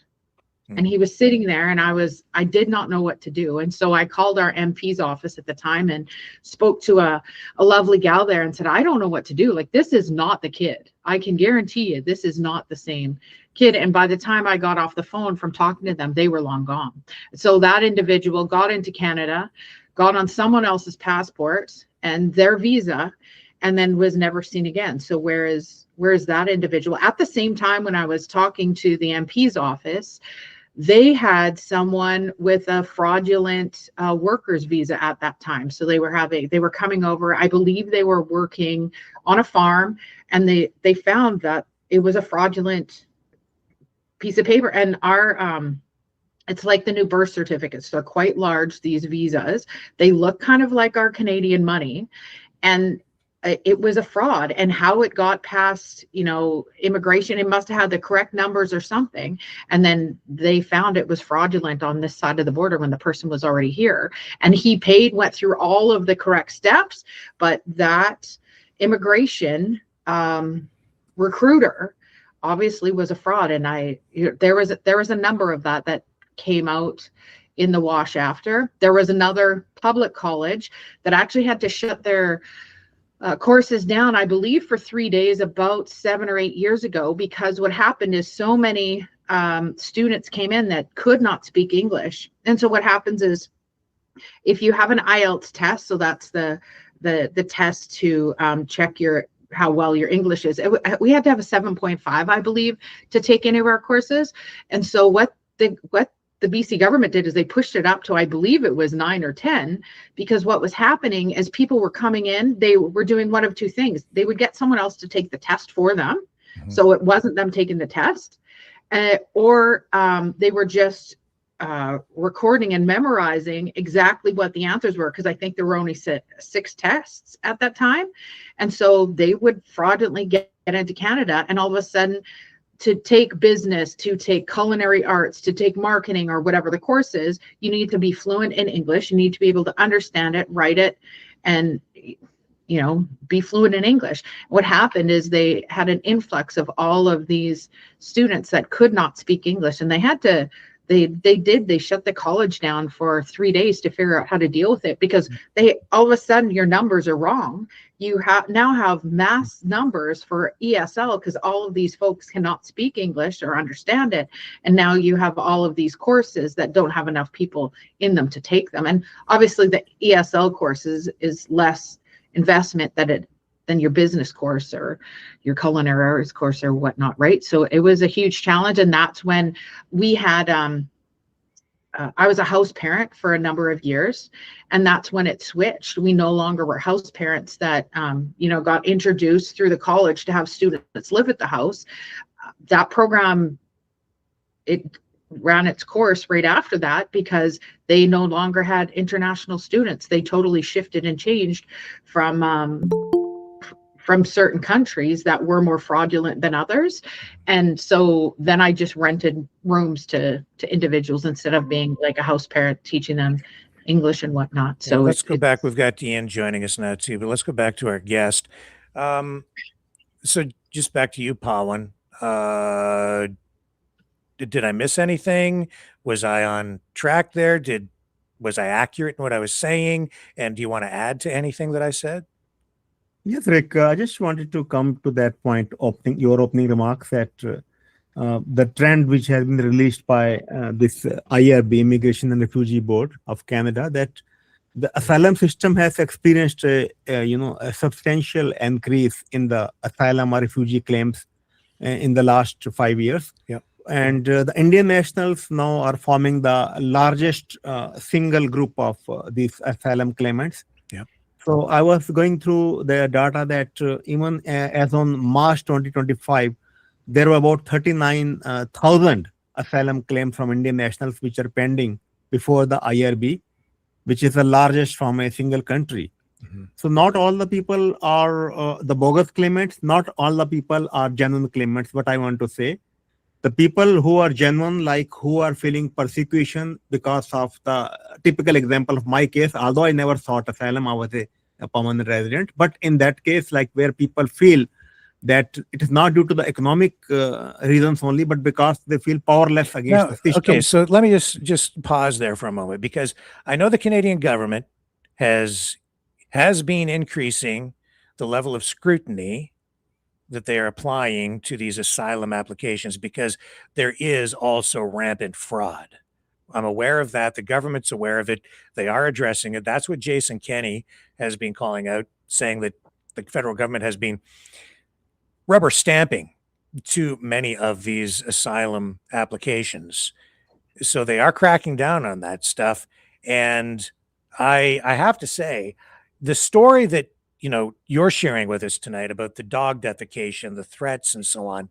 I mean, those in itself, in my view, depending on the level of the threat and where it's coming from, may not rise to the level that would warrant an asylum application being approved, because normally you're seeking asylum based on political persecution or the possibility of being murdered for political reasons or something along those lines, because the government is oppressing you.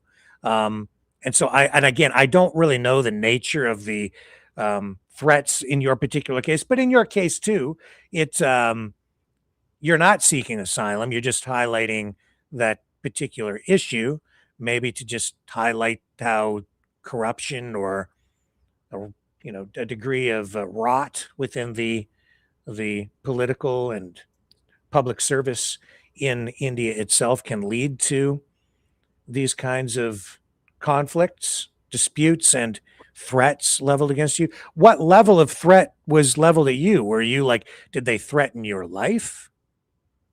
Yeah, absolutely. If you're threatening someone by a sort of illegal detention or restraining someone, or you're threatening right outside when somebody is there for testimony before the court, and if you're threatening to settle, otherwise you can be in a scenario to be hit by a car when you go out of the court, and then you can't blame them. So these all things are basically very serious, and particularly when the police is not. So what was the purpose for you of highlighting your personal experience with these kinds of threats? So why bring that up in this discussion about immigration tonight? Why did you want to do that here?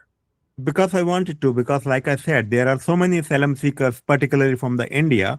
So the government they have to see the realities, that what are these asylums are based upon, whether they have some documents to substantiate their claim, or whether somebody is coming on a study permit and having taken admission in a college, and right at the airport he is saying that I want to take asylum. So this is the abuse of the asylum system.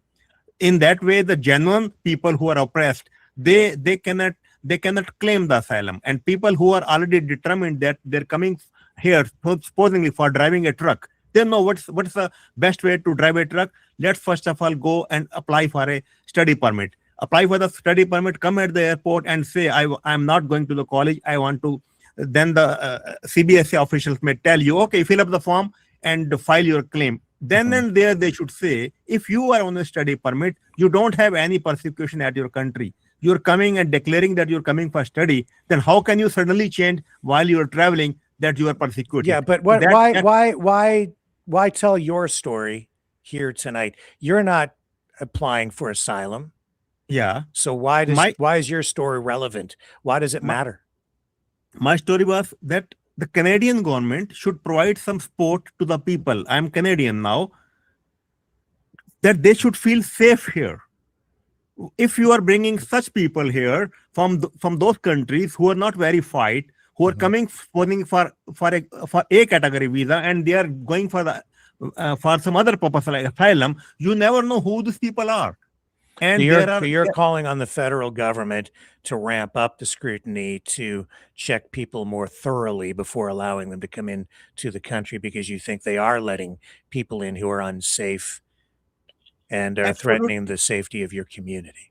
Absolutely. If you have left a country where you were born due to some persecution or some these things, and if you will allow the people from that country or some other country unchecked based on any background checks, then you are not feeling safe in Canada also.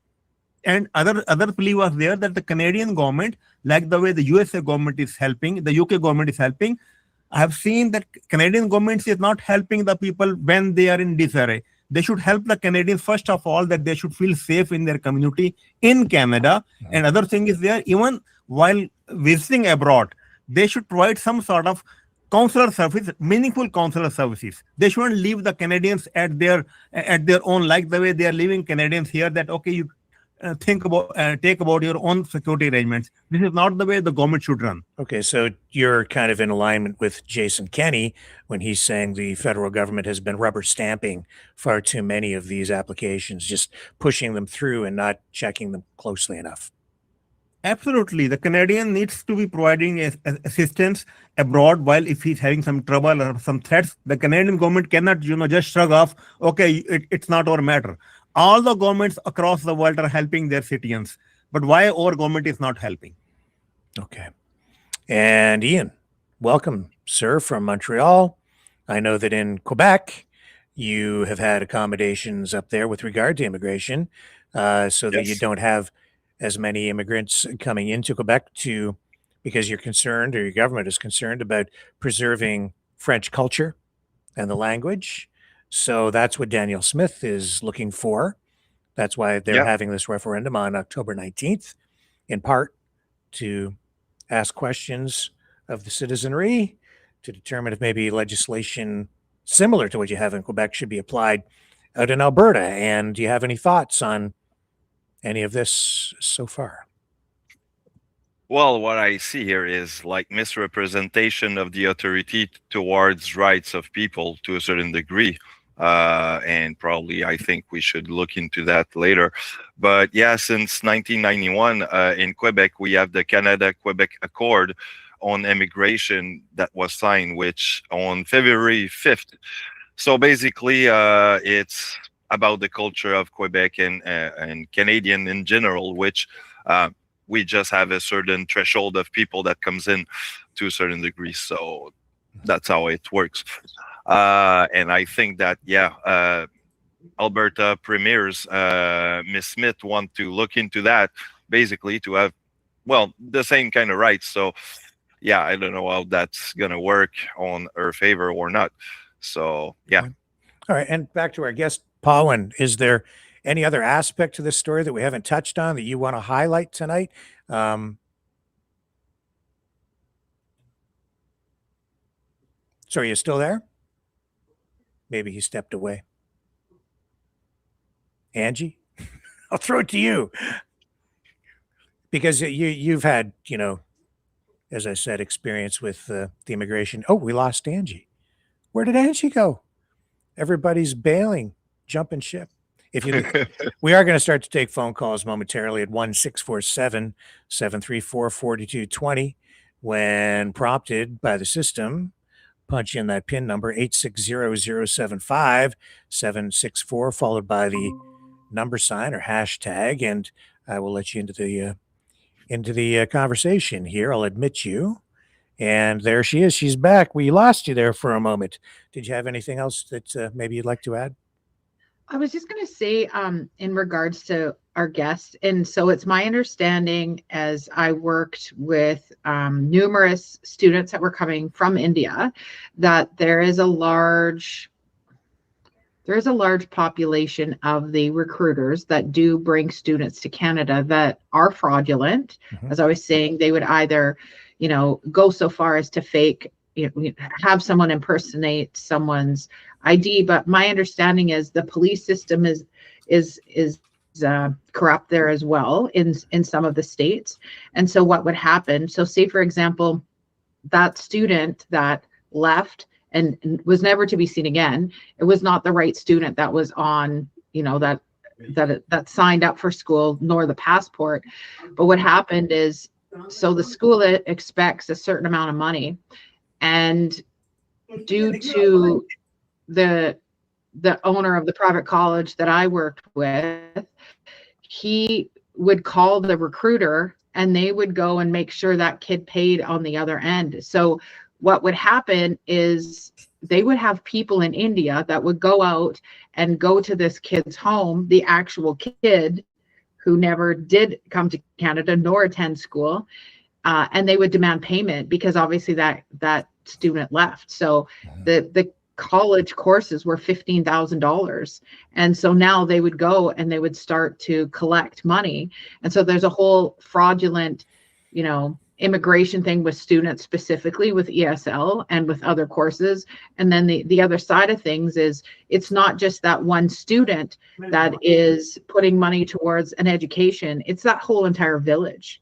Yeah. So what would happen is, it's not just one family paying.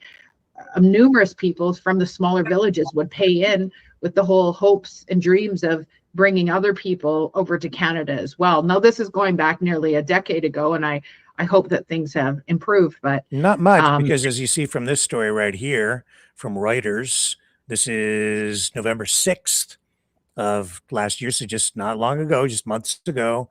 They're saying 74% of all student study permits from India have been rejected over the past year. And that's thousands and thousands, because these are coming in and they're finding that they are fraudulent. So even though Jason Kenney and conservatives are accusing the federal government of rubber stamping things, it seems that they are cracking down considerably, rejecting about 84% of Indian applications for permits to study at Canadian post-secondary institutions in August, the most recent month available, were rejected, compared to about 32% in August of 2023. That's according to Immigration Department data. And so you can see that they are absolutely cracking down. And that is because you have some fraudulent, illegal consulting, immigration consulting firms that have popped up. And like I said, and we've highlighted this on the program, sometimes they're posting videos to attract people from India, to convince people from India to enter into, like, to bring them in, and promising them, we can get you into Canada. And these videos paint this rosy picture where you're going to get all these social handouts, all this free money and free food. You'll be taken care of. You just come to Canada. Everything's basically paid for. And then I've seen people who are in that camp where it's like, just deport them all. They repost that stuff. And that gets people here who are taxpayers upset, really angry, because they believe that level of support is being offered when it's not actually accurate. And the people who are believing it on this, like Indians from India, like when they're seeing this stuff, they're getting scammed and they're getting ripped off by thousands of dollars, and now being rejected, thrown back, pushed back out of the country. So we're all losing in the end because of all this crap that's going on. Is our guest back? Are you there, Pawan?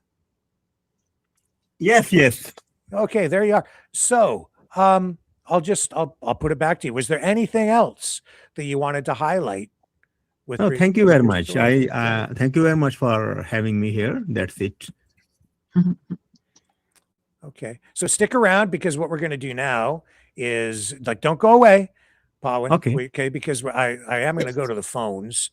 So we'll see if we get any phone calls. The number's scrolling on the bottom of the screen. Let's take a little break.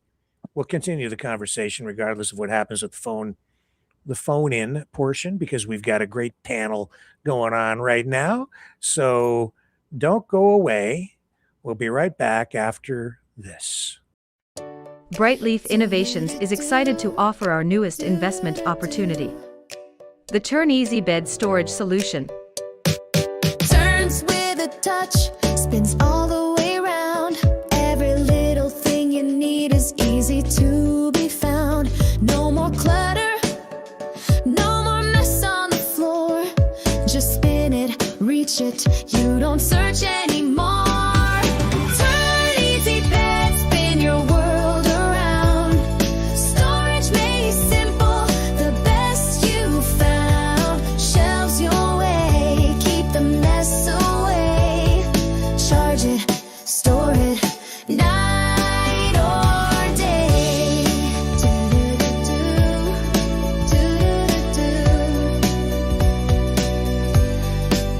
It custom shelves for your books or your tech.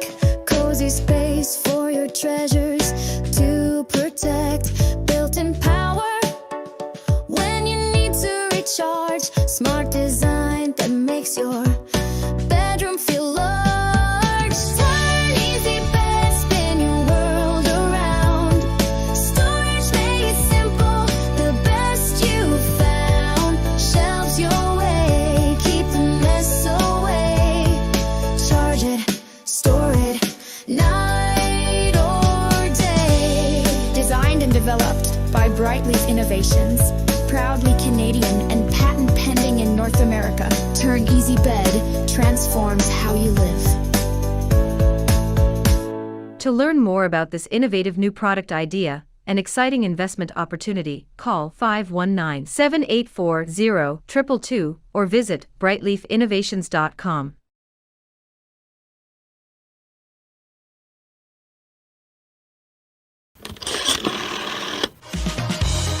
Okay, Mavericks, it's call-in time. Join the conversation. Call 1-647-734-4220. Then enter the PIN number 860-075-764, followed by the pound sign.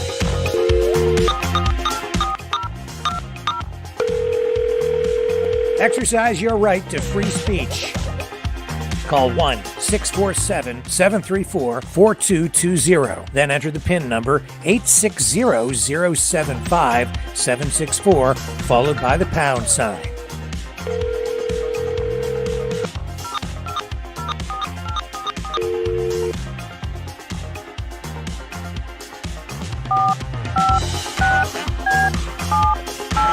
Call 1-647-734-4220. Then enter the PIN number 860-075-764, followed by the pound sign. Maverick News. Call now. The world is watching and listening to you. Okay, let's get back to it. Bring our guests back in. And there's everybody.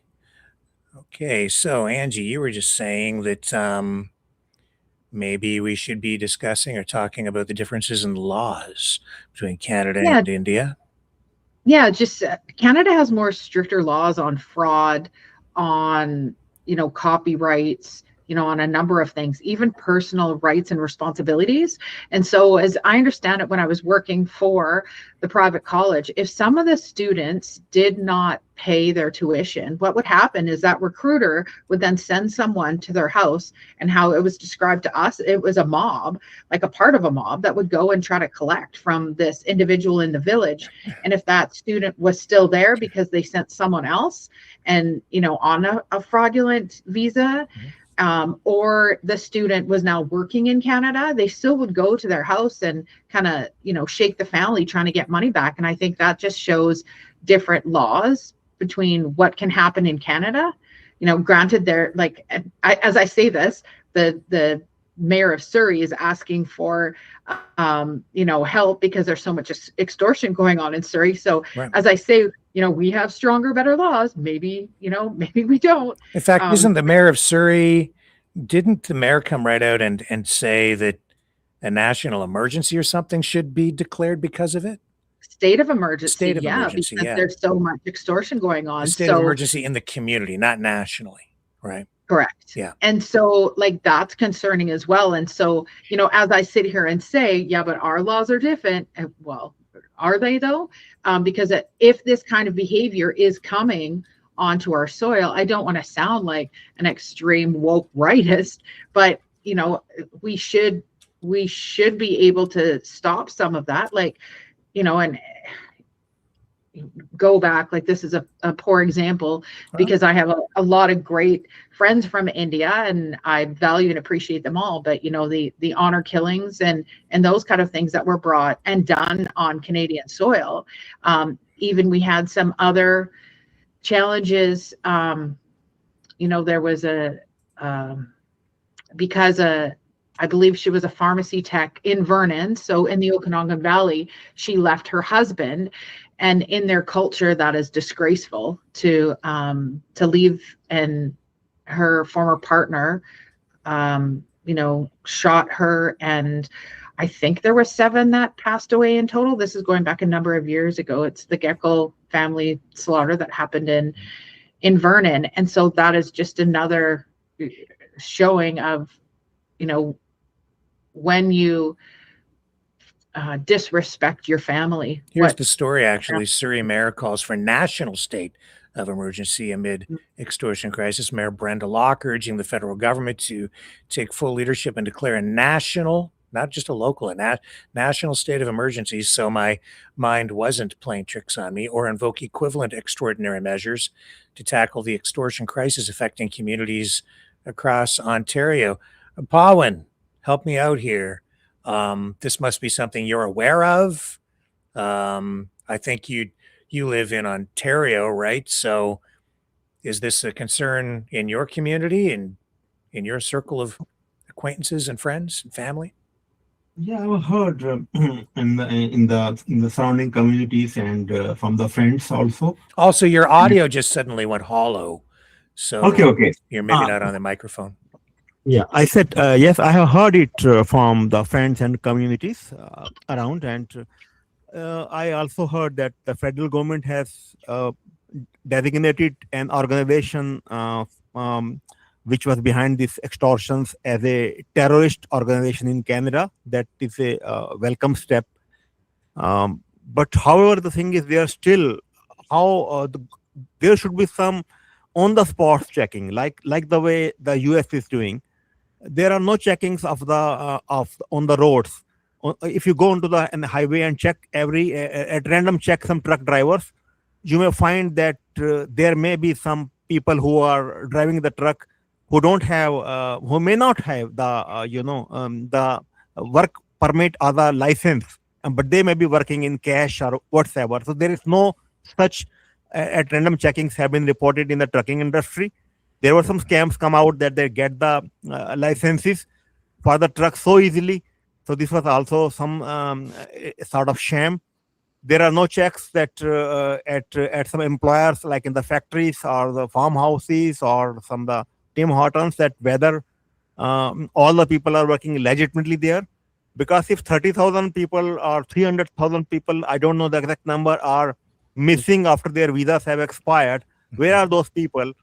I mean, how they are surviving. Definitely they are surviving on the cash market. Who is employing them? There are no checking, there are no penalties. So this is all.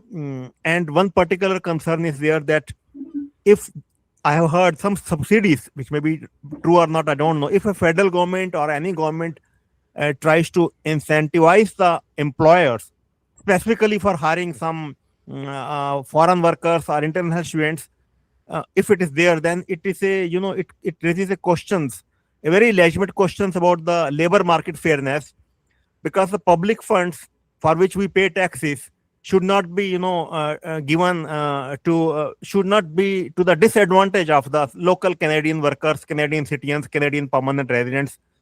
The policies should be carefully designed so that this imbalance should not be there. They should protect the Canadians first before giving incentivize and other things if they are. This is my concern. So it's your view too, I guess, from the conversations I've had with you, like off, before coming on live, that you're actually concerned about the way the Canadian government handles immigration levels. I think, am I incorrect in saying that you think that there is too much immigration, there's too many people coming in, that it's putting too much pressure on social services, the housing market, resulting in rising housing prices because we need more supply to meet the demand? All of those kinds of issues, it needs to be better managed. Is that fair? Am I off base in what you think? Absolutely fair. And I would like to add that this has created a chaos in the hospitals. This has created a chaos on the housing market. This has created chaos on the local streets. There was a time when we used to walk on the roads so freely. Now we cannot even drive. So many people are there, all around the people. Unsubstantiated growth of the people, like without any aim, without any policy, without any logic. And I'm sorry to say this, I am not against or pro against any party, but the Liberal government, they have no foresight what they are doing. I'm very sorry to say. They don't have where the people whose visas have expired have gone. They don't check anything on the Ontario streets. Even in the local small cities, there are so many, from one place to other place, there is so much time for commuting. There is pedestrians are not safe on the road. Canadian students are not getting jobs. Canadian youth are not getting jobs.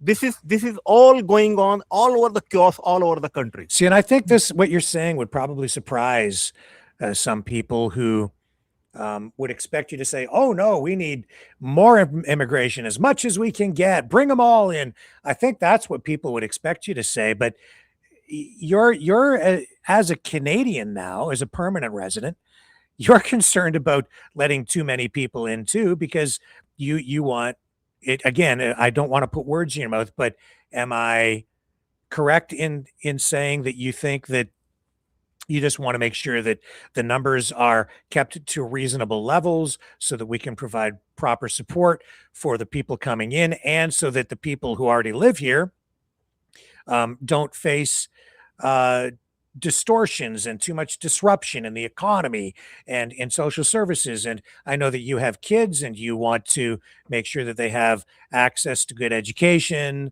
to proper health care, to the kinds of community supports, and that they're living in a safe community. So you're just concerned about the numbers again. Is that fair? Absolutely fair. And my whole family is Canadian citizen. I am living over a decade here. Yeah. My concern is there when I immigrated because I'm an engineer. Yeah. On a landed, having on my own. I brought my own funds, and my wife was working. So we didn't, relied upon the Canadian resources. We contributed. The Canadian immigration should revolve around the economic immigration. We need some doctors. We need nurses here. We need mechanics. We need electricians here. Why are you calling the skilled category? Skilled category means skilled category doesn't mean that you are involving people on asylum. You're involving people for international study permits. No, we need people where we have a real shortage. Where is the shortage? Shortage is in technicalities. We don't have mining engineers. We don't have construction workers. Look, our work stops in the winter because some workers don't work. We don't have electricians. We don't have plumbers. We are scarcity of the other so much needed stuff. But what we are bringing here is without any policy, without any thinking, without any logic. We are just bringing the graduates, postgraduates, doctors. Postgraduate. We need technical people. We need people who may be having a grade 12 education, but they have the license. They can provide us a plumbing services so that Canadians can afford. They can provide us electrician services so that we can afford. They can build our roads. They can build the bridges. They can build the tunnels. This is the construction workers we need it. We don't need a bunch of lakhs of asylum seekers who come here right from the day one. We put them on the hotels and we pay them the monthly bills. They say, I don't eat vegetarian. I take the chicken. I take this item. This is not a charity. This is not a party going on. So please bring on those people or deport them. Why? When they come here and declare, I have come to for asylum seeker, but I am a student, deport them.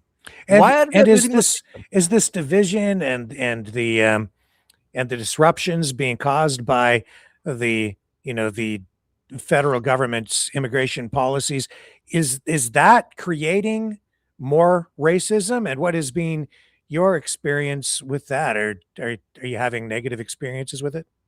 Absolutely. Ever since I'm apolitical, but as an alarm person, I think ever since this Liberal government of the Justin Trudeau came, this level has gone almost double. Earlier, when we used to come, it was around 200,000 people every year. That was sustainable level.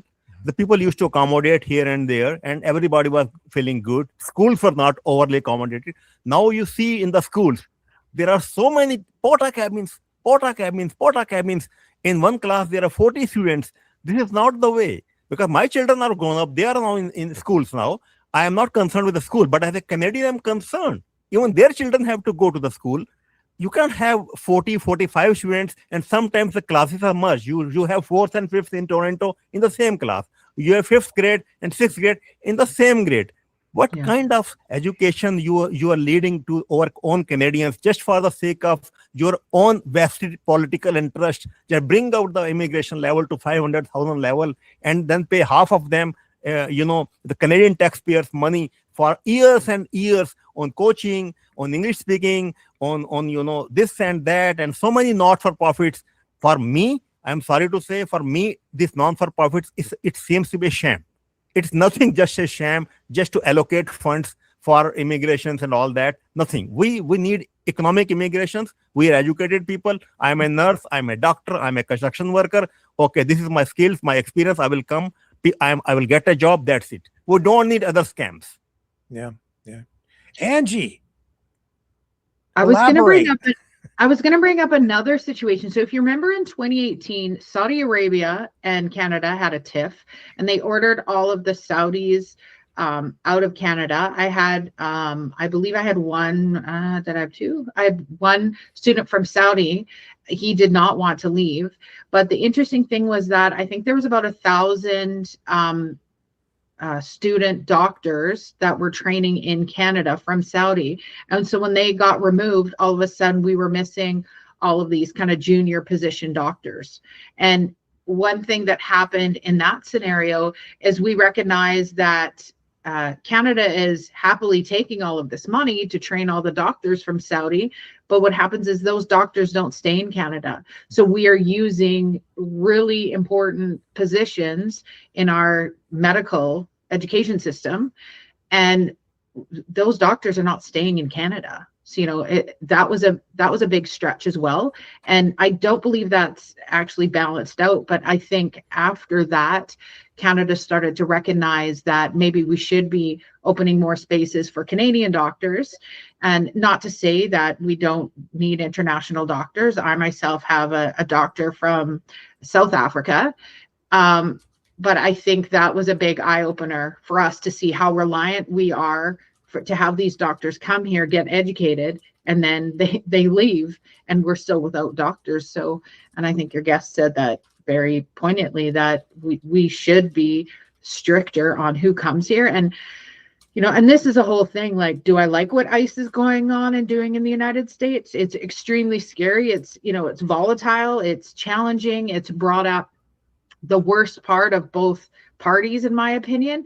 But it says here in Canada, we have possibly up to 1 million people who are currently in Canada that should not be here. They do not have a permanent resident card. They don't have a visitor's visa. They don't have a student visa, and their visas have run out. And I know I've worked with people who've had their visa run out for one reason or another, and I've also seen where someone from Mexico, for example, was explained to claim asylum, like from Mexico, and now they're in a spot where their visa has lapsed, and they have a child in Mexico. They're trying to get back. So there's all of these holes in our system. And I don't know what the correct course of action is, but if we have 1 million people in Canada that shouldn't be here, by no means do I want an ICE organization in Canada, but we do need something that's going around checking whether people should be here or not. And, if someone's here under, a fake visa or a fraudulent way into Canada, I do believe they should be, held accountable and go through the proper channels. Well, you touch on something that I think is just fundamental and very simple. And in my view, the answer to a lot of these problems, the answers are really just this simple. All you need to do is just enforce the laws and apply the laws equally to everyone, which is what the justice system is supposed to do. So if you are in the country illegally, then you just simply say, sorry, you have to get on a plane and go home. But I think the point is how would we find them? I remember being in grade 11 or 12. I had a friend that came over from Hong Kong. He was working at the family Chinese restaurant, and immigration showed up there because he was not allowed to work because he was only there on a student visa for high school. And it was a big ordeal because his responsibility to live at their house, he had to cook in the kitchen, right? And so they saw that as taking jobs away from someone else, and he almost got booted out of the country. But I think we also have to hold the employers accountable. But as I say this, I've had 2 students from India in my home where I have went and dealt with their management at their employers because they were promising these kids that they were going to give them a PR card. And I'm like, you can't give a PR card. That's not how it works. So students come over and it's done on a point system. So you go to school for business. It's an expectation that once you graduate your program, that you're going to go and get a job at a bank or, some sort of job that reflects the education you've got here. And the crazy thing is if you're an engineer in India, you can't be an engineer in Canada. You have to take a totally different course, to become a PR Canadian citizen. But I think it's such a challenge for these people to come over to have to reroute their education and take a new program as well. So I do think we have to hold the employers accountable. And when these folks are promising PR cards and when they're saying we can help you or and also too, this is, I hate to say this, but numerous people use and abuse the programs. Numerous people use and abuse people that they pay cash to as well. We see that often when the immigration farmers come in, for the summer. We've had them over the past, I can't say it's happened recently, but there's been 2 big stories in the Okanagan, I'd say over the past maybe 8 years, where when it's dang near 40 degrees outside and they're all outside in tents, that they had to bring in trailers and proper showers and stuff because they were keeping them in tents. So, do we need immigration? Absolutely. You're telling me that the migrant farm workers are living in tents? They were. And so I do not see that around here. This is a farming community now, but previously it was. And so we also have many people, we also have many people from Quebec that would come and do orchard work that would live in tents. And so, or a van, or, I've had 2 people from France actually live with me as well, who just came through that were here for, the fruit picking season. But that's what happened a number of years ago where they mandated they had to have ATCO trailers for them to stay in because the systems and where they were staying were horrendous. Yeah, see, around here, all the farmers have housing. They bring people in from Jamaica, Mexico, Central America. And there are programs in place, right? And a lot of these people come here, stay for quite a long time, then go home, then come back. They're, year after year coming back, and then they send a lot of their money back home because they're supporting their families, right? And they've honestly, They are doing work that the farmers can't get people who live here to do. That is the truth, and that has been the case for a very, very, very, very, very long time. And that goes all the way back to pre-World War II and World War II, and that's where you see the persecution of people from who came here from Japan, who suffered because of discrimination. And you can go up here not very far from where I sit, up to Dresden, and I did a story about it a while back where those people were, they suffered because they wanted to put them into camps and things. They did during World War II, internment camps, because they were viewed as a threat. But a lot of those folks at the time were working as migrant farm workers, coming here, and that was the only work they could get when they first arrived here in the country, Japanese people. And now they're integrated right into the community. Many of them, their descendants, their families, they own businesses, they're very successful, and they worked their fingers to the bone only to suffer because of discrimination, prejudice during World War II, and because of fear at the time. And that's a giant problem. But it really, though, Angie, if you really want to locate someone who is here illegally, they have a lot of tools at their disposal, and it isn't really that difficult to track folks down, especially these days, because they all carry cell phones.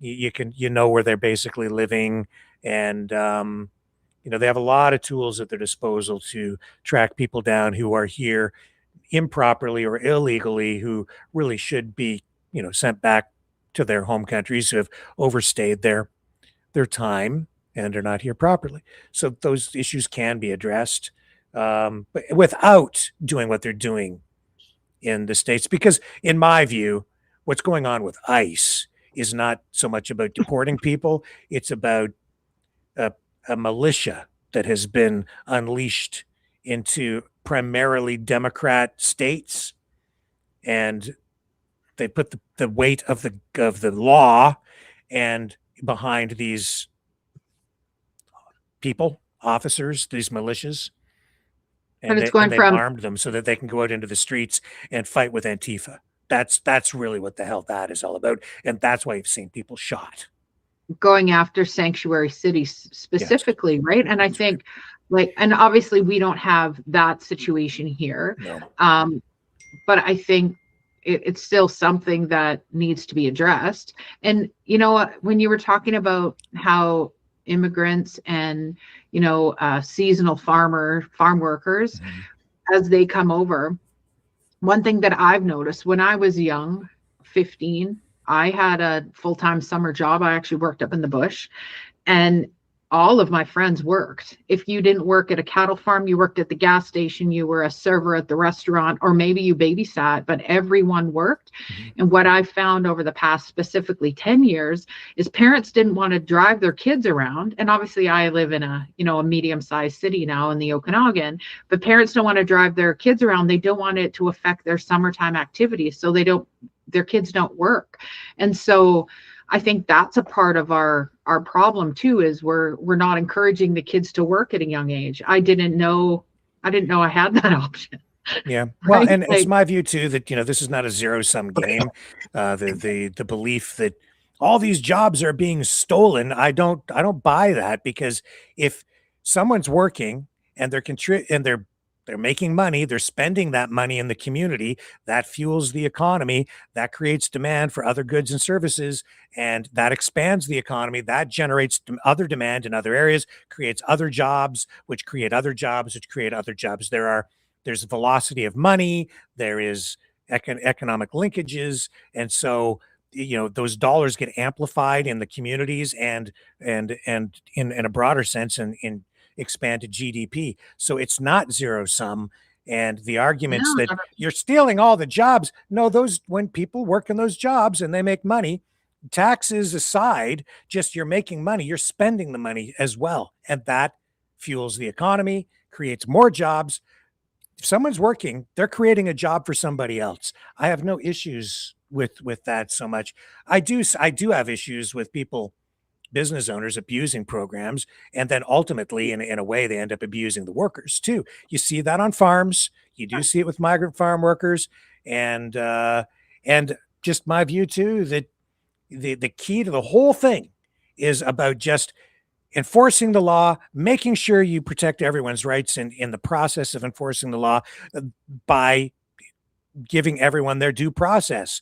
And if a hearing in court is warranted, then they get their day in court. If it's just a matter of saying, hey, this visa has expired, it's time for you to go, you've been here too long, please go home, then that's what you do. But what you don't do is you don't go around just doing mass roundups of people, throwing them onto planes with no due process, not proper checks, catching some actual citizens in your net and deporting them to frickin' El Salvador, to another country where they're then in a prison where they can't get any representation from a lawyer. They don't have any recourse, no way to appeal anything. Human rights. That's right. You can't. That's not proper. That's what's going on in the States. That's why Canada has been different. That's why, or not always, but that's why we need to be different. We need to do it right so that we don't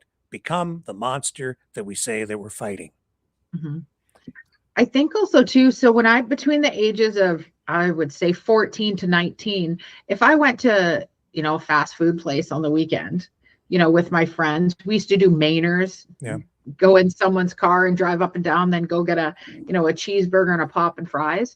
Everyone that worked in there was a teenager.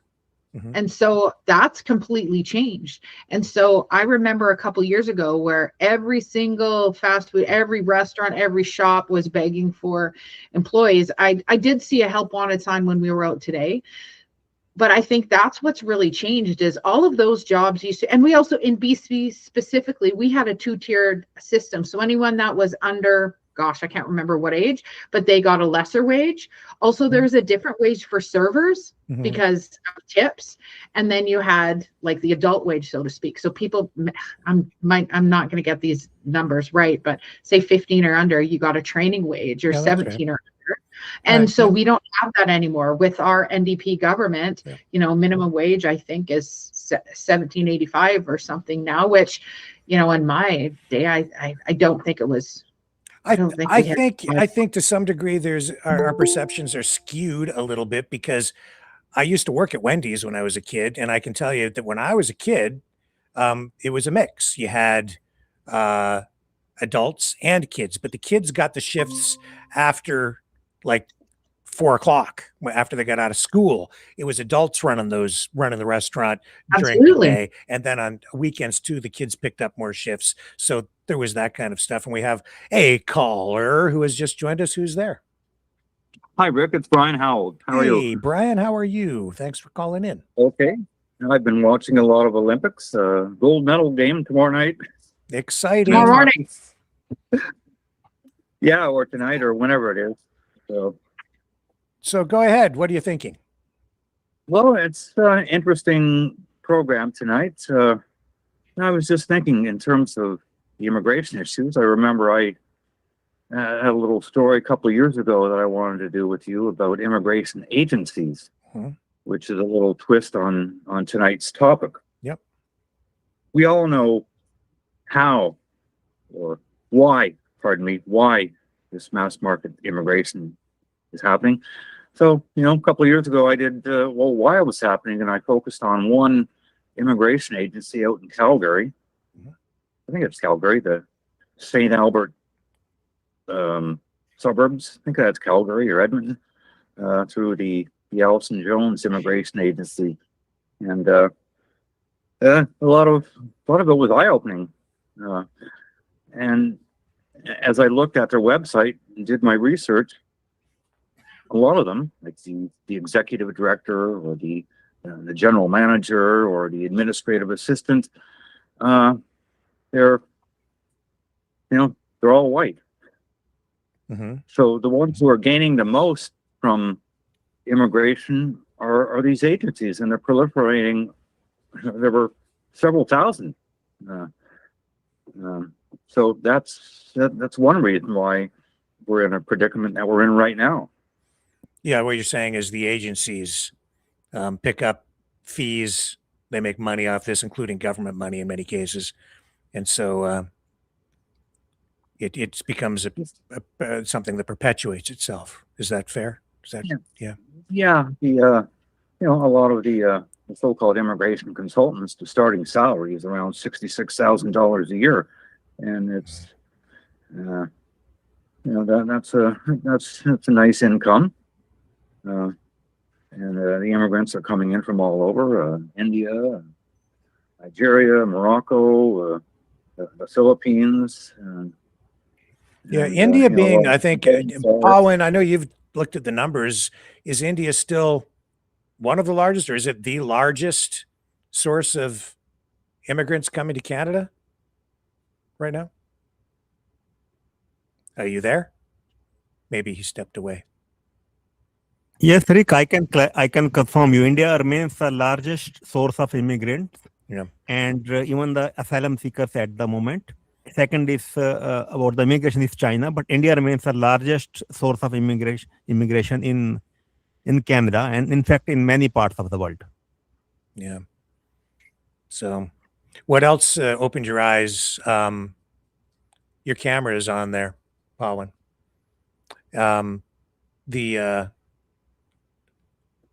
What else opened your eyes, Brian, or surprised you when you were looking into all of that? Just the number of immigration agencies was somewhere between 3,000 to 4,000.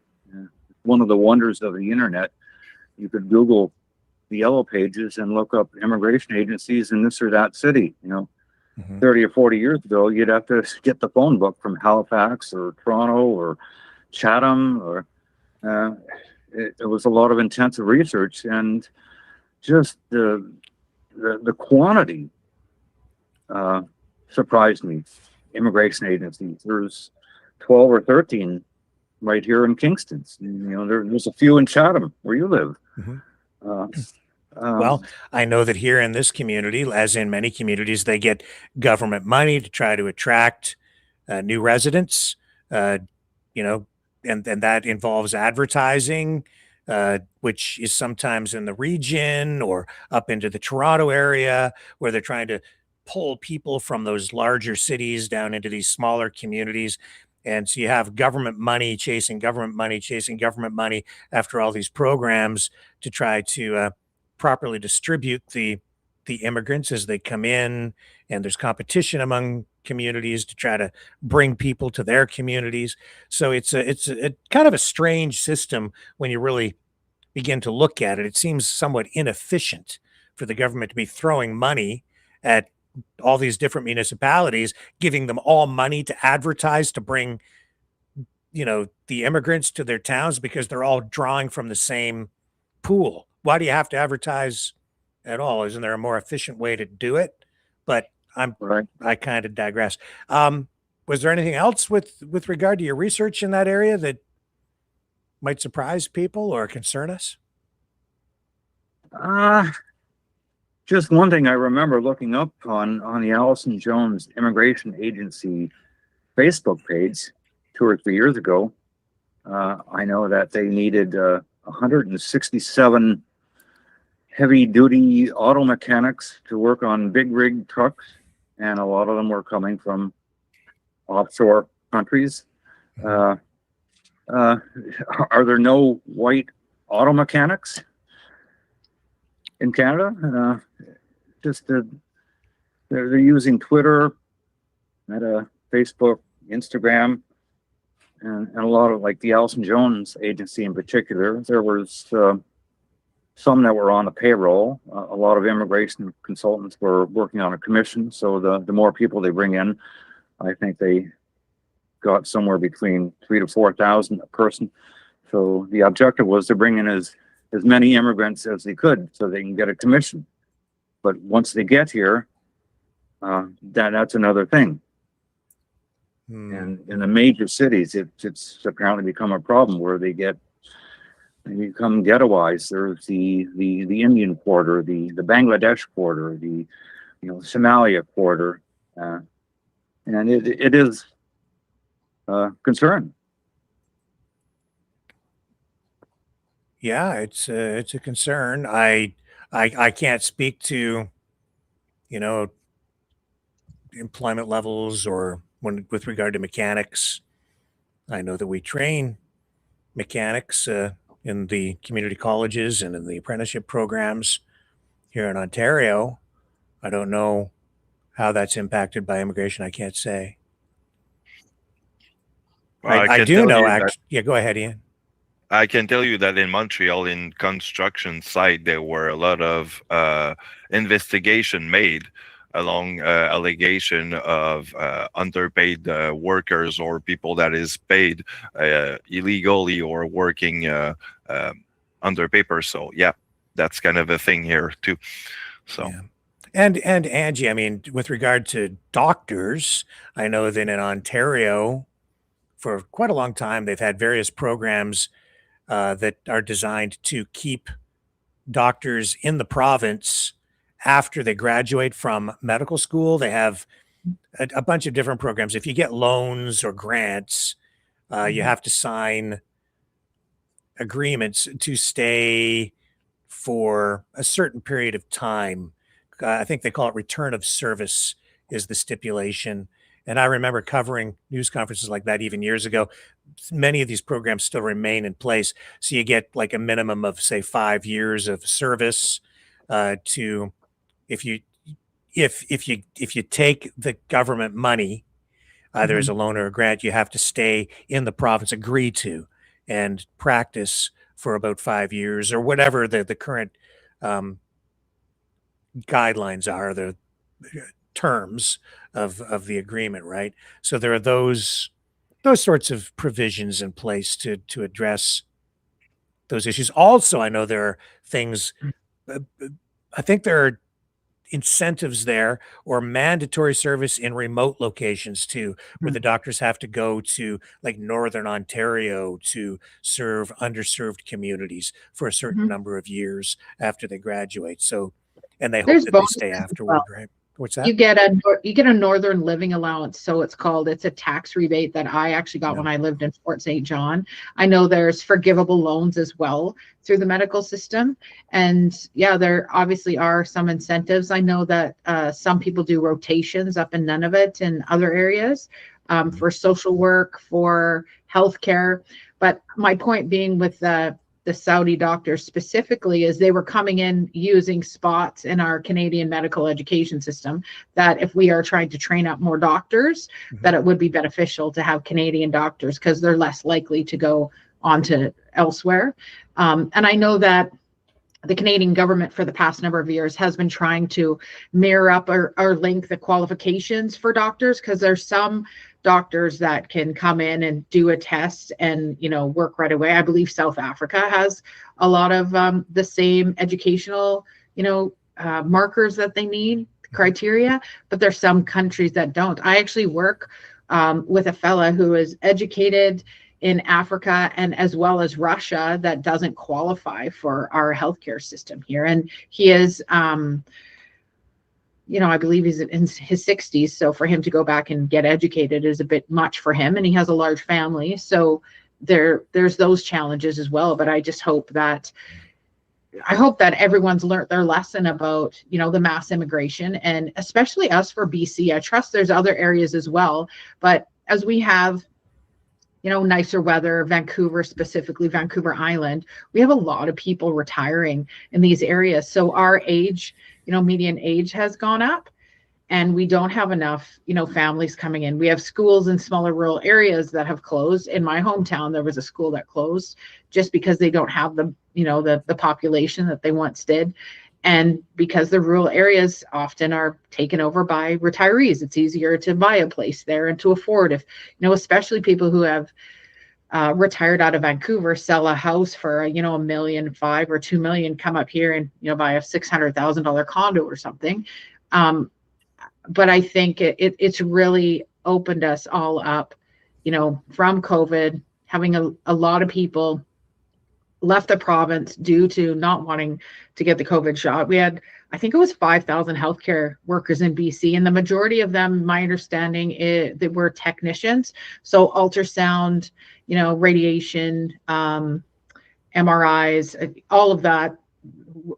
My understanding was the majority of it who refused to get the jab. And then I know many nurses and healthcare professionals that moved to Alberta, and they're getting more money and they can buy a house there now. So we unfortunately have lost a lot of them to Alberta. So who knows what will happen next. Yeah. So Pawan, what about your kids? How many kids do you have, and are they able to, I think they're probably in their teens or early 20s. What about, part-time jobs for them, and as they go to school and things like that? What has been their experience? Oh, Rick, with the grace of God, my elder kid is well settled. He's he's a financial executive here in a multinational bank, and my younger son is pursuing the bachelor's in engineering here. He's in the third year, and he's also doing job, because they have all been brought up at a very young age here. So they are with the grace of God doing very well here, very well. They belong to Canada, not to India. They're doing very well, and my wife is now just a homemaker, and I was also providing some professional services here. I won't disclose, but I was providing professional services here, helping community, and I also became the president of a not-for-profit corporation in Canada, helping community, and there were some other things which I did for the community here. And regarding the angel, I would like to, just for the knowledge of the viewers, the precise numbers of the physicians in Ontario is, as on 2023-2024, was 35,215 in Ontario. So that comes out to be roughly around 224 physicians per 100,000 people in Canada, which is very less. Although it is highest in Canada, Ontario has the highest physicians across the Canada, but still we have only 224 per 100,000 people. That's how I was saying we need more doctors. Absolutely. Actually, NG brought a good point. I mean, those Afghan people that were coming for a good education in the medical here could have probably been good doctors in our system, and I think we need them. That's the scary part. I mean, we throw some people with talent and away like this, I mean, to a certain degree. They don't really need a background check at this point. They're supposed to be contributing to our society to get better and to get healthy. So in that case, if you have to incentivize the physicians, nurses, those who can provide help to the community, rather than incentivizing the people to defraud the system and take the asylum, this is the way the policy makers should decide. And that will be decided only when the Canadians will vote because they have to vote and come, and then only policies will be changed. Otherwise, it will remain as it is. Mm-hmm. True. Well, I guess, I think we're kind of getting near the end of tonight's broadcast. So let's go around the clock and get some final thoughts from everyone. And I have to save Ian for last, because last night, we ran as Maverick Midnight Matinee for our watch party. We ran Little Caesar, the gangster movie. And remember last night I said when you were on here with me that I had to get you to do your French gangster imitation, like Edward G. Robinson in the movie. We didn't do that last night, so we're going to get you. I need to get you to finish off tonight's broadcast with that. But why? All right. Why don't you go first there, Brian, and give us your final thoughts tonight? Are you ready? Okay. In terms of the doctors, it's hard for a small town to get a general family doctor. It's Like I grew up in Morrisburg, and a few years ago, I was talking with one of the doctors who was on a hiring committee. It takes about 2 years. The starting salary was around $200,000 a year. It's difficult, really difficult. In terms of immigration, it's as I said, I focused only on immigration agencies, how it was being done, and not so much why. We kind of know why. A lot of immigrants came in through Trudeau, and further back, Harper and Chrétien. This has been an ongoing thing for years and years. And I just thought of something. Back in the mid '90s, there were only about 15 or 20 attacks on the Jewish community. Maybe a window pane broken at a Montreal business, for instance, or a Jewish cemetery partially vandalized. But the numbers now are like 1,000 per year. Why is this happening? It never used to happen before. There's an ugliness that's pervading Canadian culture. And immigration is maybe part of that. They're bringing their baggage and luggage with them.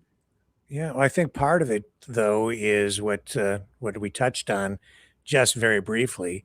It's that because the immigration has not been managed well, it is putting stress on our social services, on our communities, on housing prices, on all of these things. It's been very disruptive. It has changed our communities rapidly. It scares people. And I think that ramps up reactions of racism and resentment. And that's, I think, something that needs to be pinned on the government, because they haven't addressed it properly and they've messed things up by doing just what I said. So I think that's a factor in it, and it brings all those negative things to the surface pretty darn quick when things start to turn bad. Right. I think there's a couple things with that too, is I think we were all groomed to be extremely politically correct over the past number of years. And I think with Trump coming in and, when he showed up in 2015, that really shook everything. So we went from being respectful, politically correct, to going, wait, this is oppressing our freedom of expression, our voices and whatever. And so I think we're kind of switching back to that. So I think that's one thing. And, tolerance does need to be brought up in that.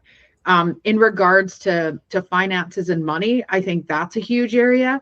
If we were doing good as a country, if we didn't have as much, if our dollar went further, because it just doesn't, I think we would be more tolerant. That's just goes with it. I'm way happier when I got money saved and money coming in. That's just, and when I don't, I'm stressed. That's just the nature of the beast. But also too, the students and immigrants who have lived with me over the past 20 years, 2 of them just after COVID made $90,000 a year. And so if you're wondering how 2 students, can make $90,000 a year, they were going to school and they had 2 flipping jobs. And so that's another thing too. When you come in to a different country without your family, you are working your butt off. You will do anything to make money because you're sending money home too. And that just, it gives you such a drive and a determination that it's leaving us white people, our us heritage Canadians, so to speak, in the background, when they just have more gusto to make a dollar than we do. And I think also too, we have to just consider what all is going around in the world and how all of this does affect us. Information is way too easy to grasp. And it's way too easy for us to get excited, upset, hurt, or happy. And I think due to the algorithms, we get stuck in an echo chamber. And like, that's why I like having these conversations. So there are differences of opinion. I do purposely speak to other people that, I kind of think I'm center right politically. I do purposely have conversations with people on the left and on the right to keep myself grounded, to have those conversations. And I think that's one thing that we're kind of going tribal in Canada. It is an us against them. And I think we need to, and that's not a thing the government can help us with. And I realize government's responsibility is immigration, but I do want government to stay out of a lot of things. I want them to help the vulnerable, improve healthcare, because of this mass immigration, we have completely shit the bed on our healthcare system. So in BC, for example, for an emergency X-ray last year, a year ago in November, it took me 5 weeks to get into an emergency X-ray because I fell down my back stairs in the winter.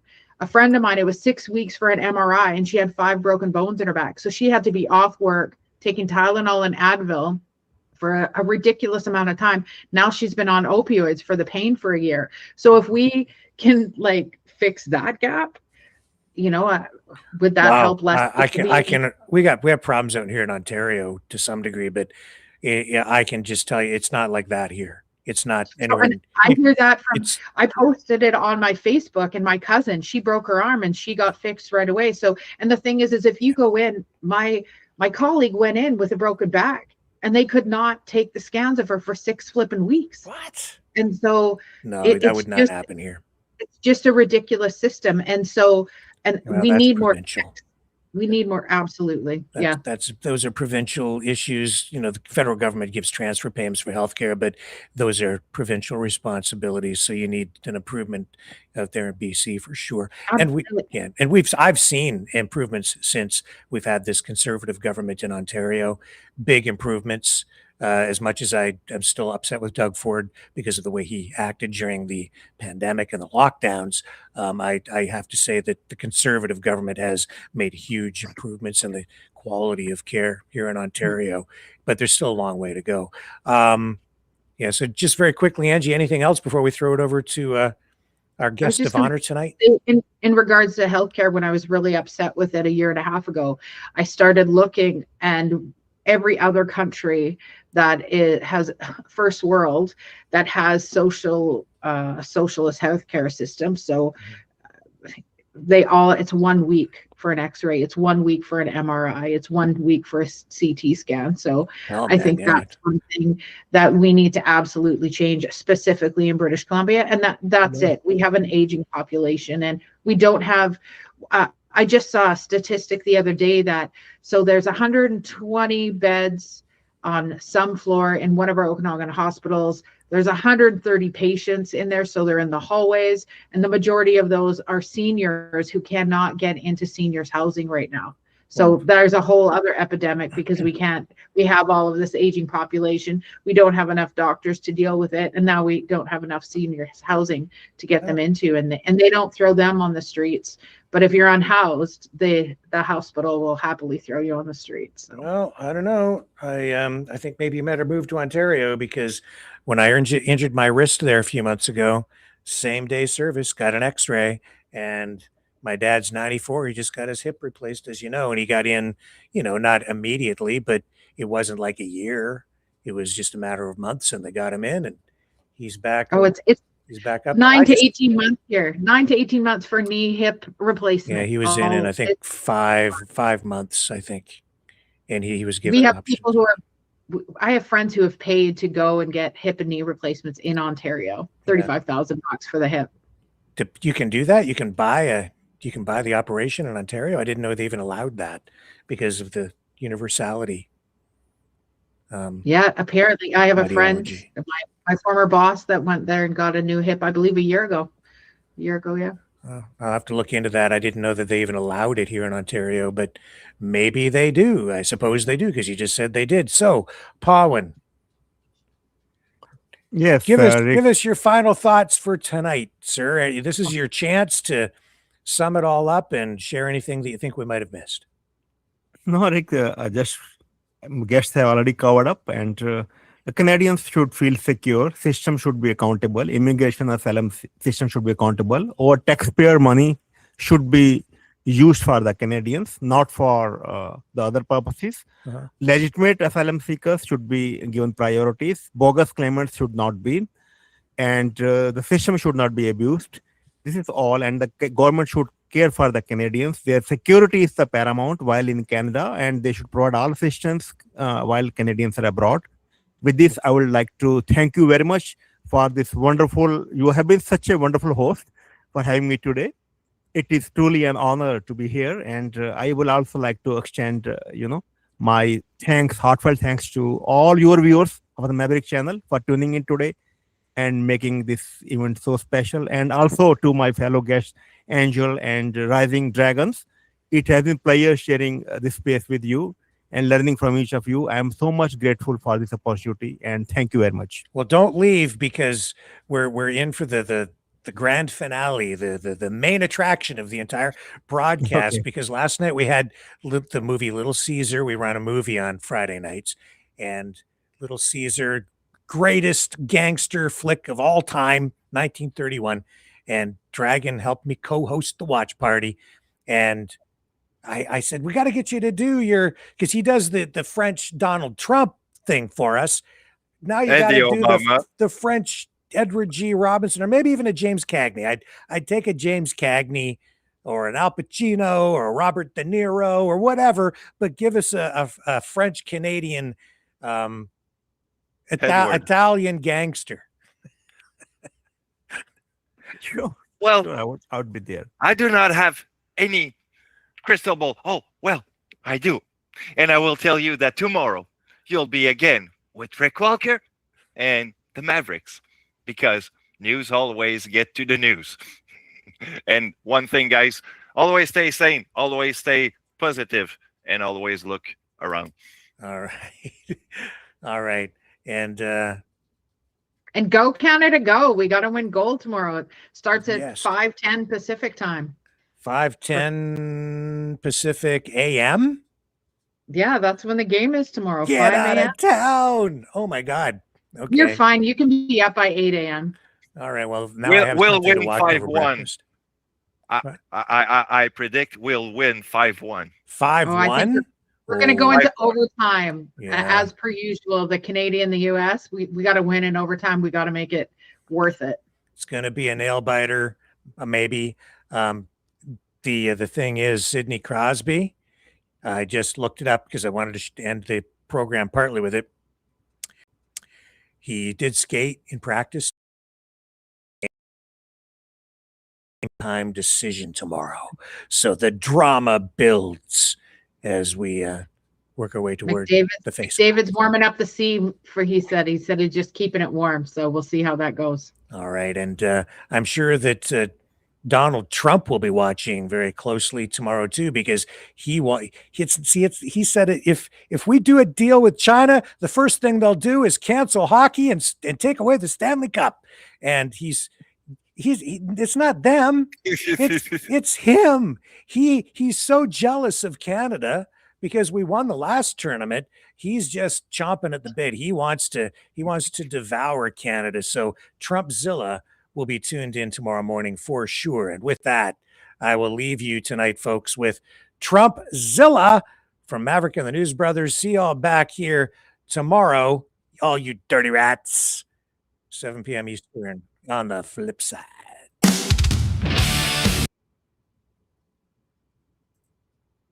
Oh, hang on.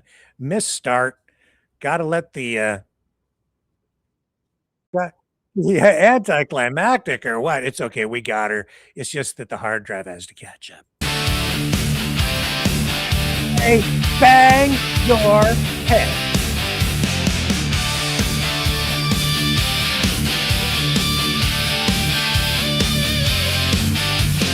Rising from the blast, forged in fire. Storming the swamp, taking it higher. Walls come down, cities quake. No one stops him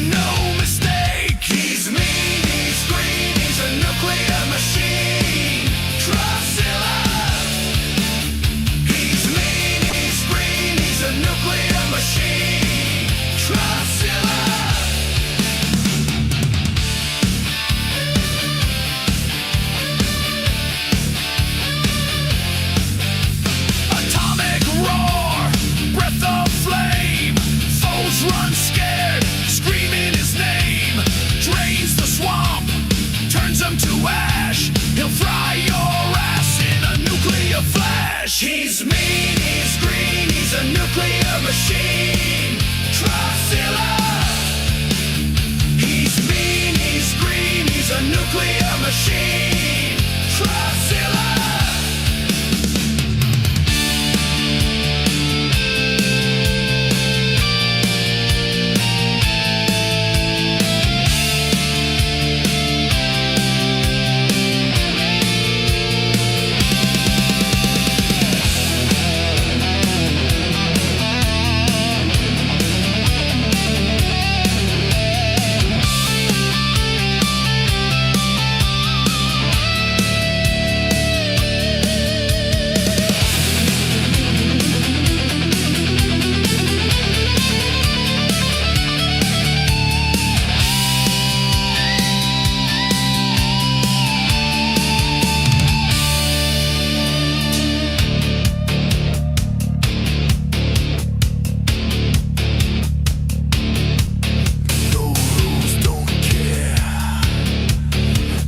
God in the air.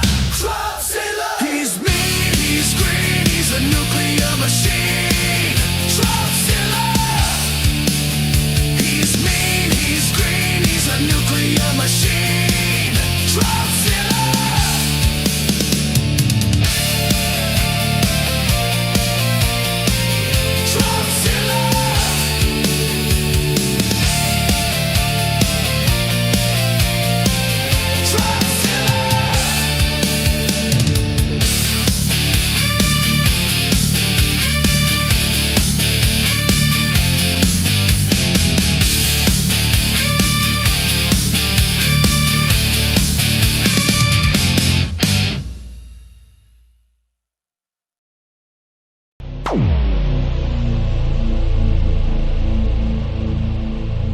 This has been a Maverick Multimedia production.